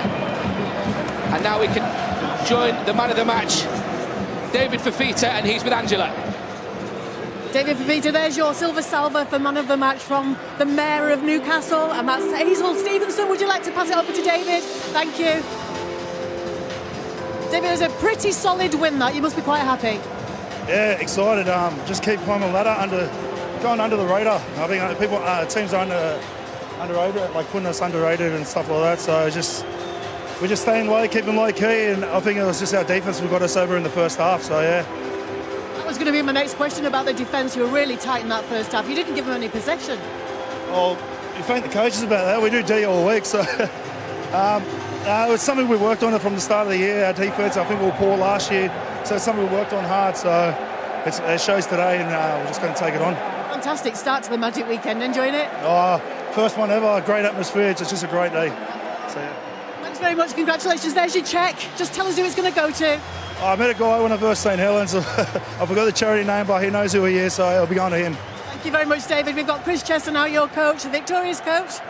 Chris, you must be pleased. A solid win and great defence, especially in that first half. You didn't let them in. Yeah, I thought we were pretty ruthless that first half.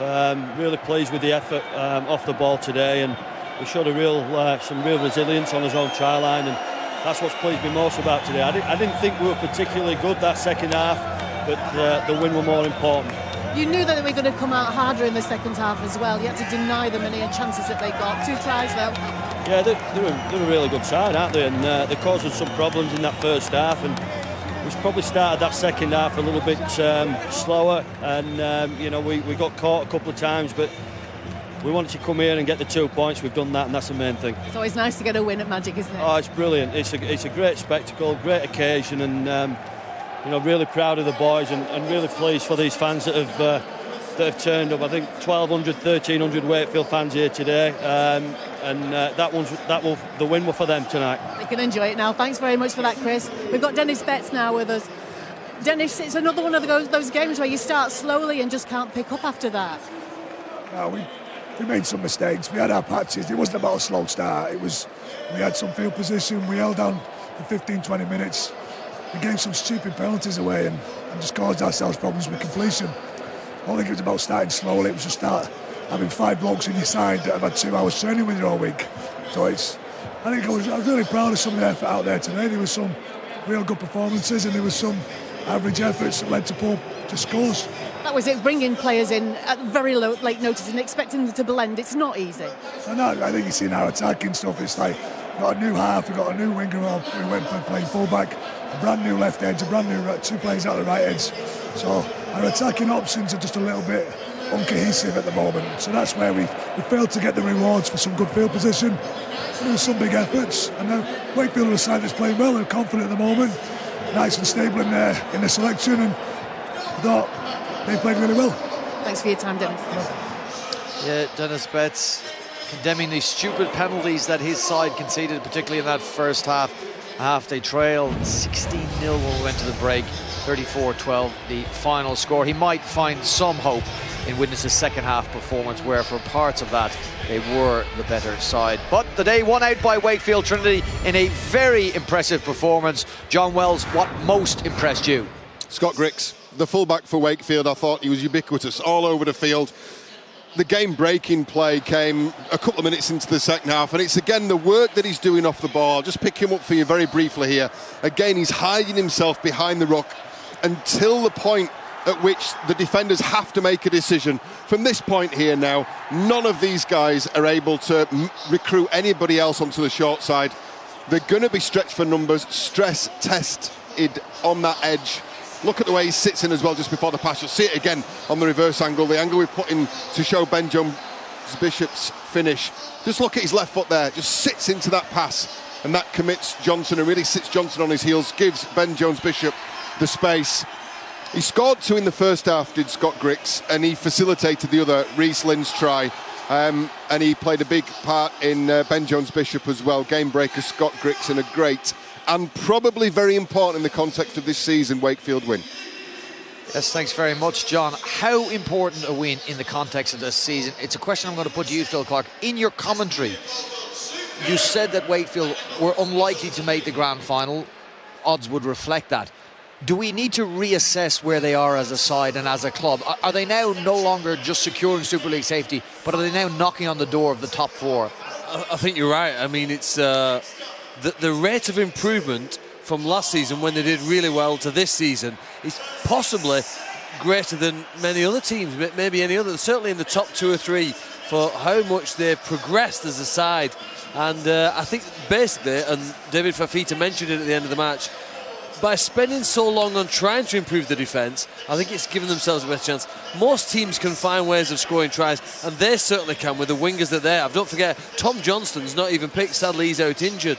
But by improving the defence on their own trial and in other parts of the field, they've given themselves a far better chance of winning more matches. We're quick to praise Castleford, and rightly so, for the way they play. Wakefield are a similarly entertaining side. Not quite at the level of Castleford, but there's nothing boring about Wakefield. No, they are good to watch, and they've got some pretty good players. And again, what is interesting is just what confidence can do to players, really. The fact that now they're winning games and people are talking about them in a more positive light has actually improved their own performance. Let me talk to you about confidence on players and Rangi Chase's performance today for Widnes. We spoke before the game, questioned whether or not he would be the missing feature they had. Terrible day for Rangi at the office. Yeah, it was a poor performance from him, but if we're honest, I think it's quite a while since he has played well, so our expectations were perhaps wrong to think that he was going to walk into this game. If he had been playing well, Castleford would have selected him for the last few weeks, and he hasn't been picked for the Tigers, so some of the misdirected passes were his biggest issue. He did start to run with the ball more as the game wore on, and that is something that Widnes will need from him. Yourself and John said before the game it was the last roll of the dice for Dennis, bringing Rangi Chase in. Is that bottom 4 now for Widnes? Yes, it is, but I think probably what they need to reflect on is actually maintaining some confidence and belief and getting themselves ready for the next stage of the competition, which is obviously the Mid-Lakes for them. Okay, we're getting ourselves ready for the next game. Day 1 has commenced. Game 1 is over. Game 2 is coming up. It's Hull FC against St Helens. Players are in the stadium. St Helens' new coach is in position. He'll take charge today. And this promises to be an intriguing fixture. We're going to have an analysis, a preview of this coming up very shortly.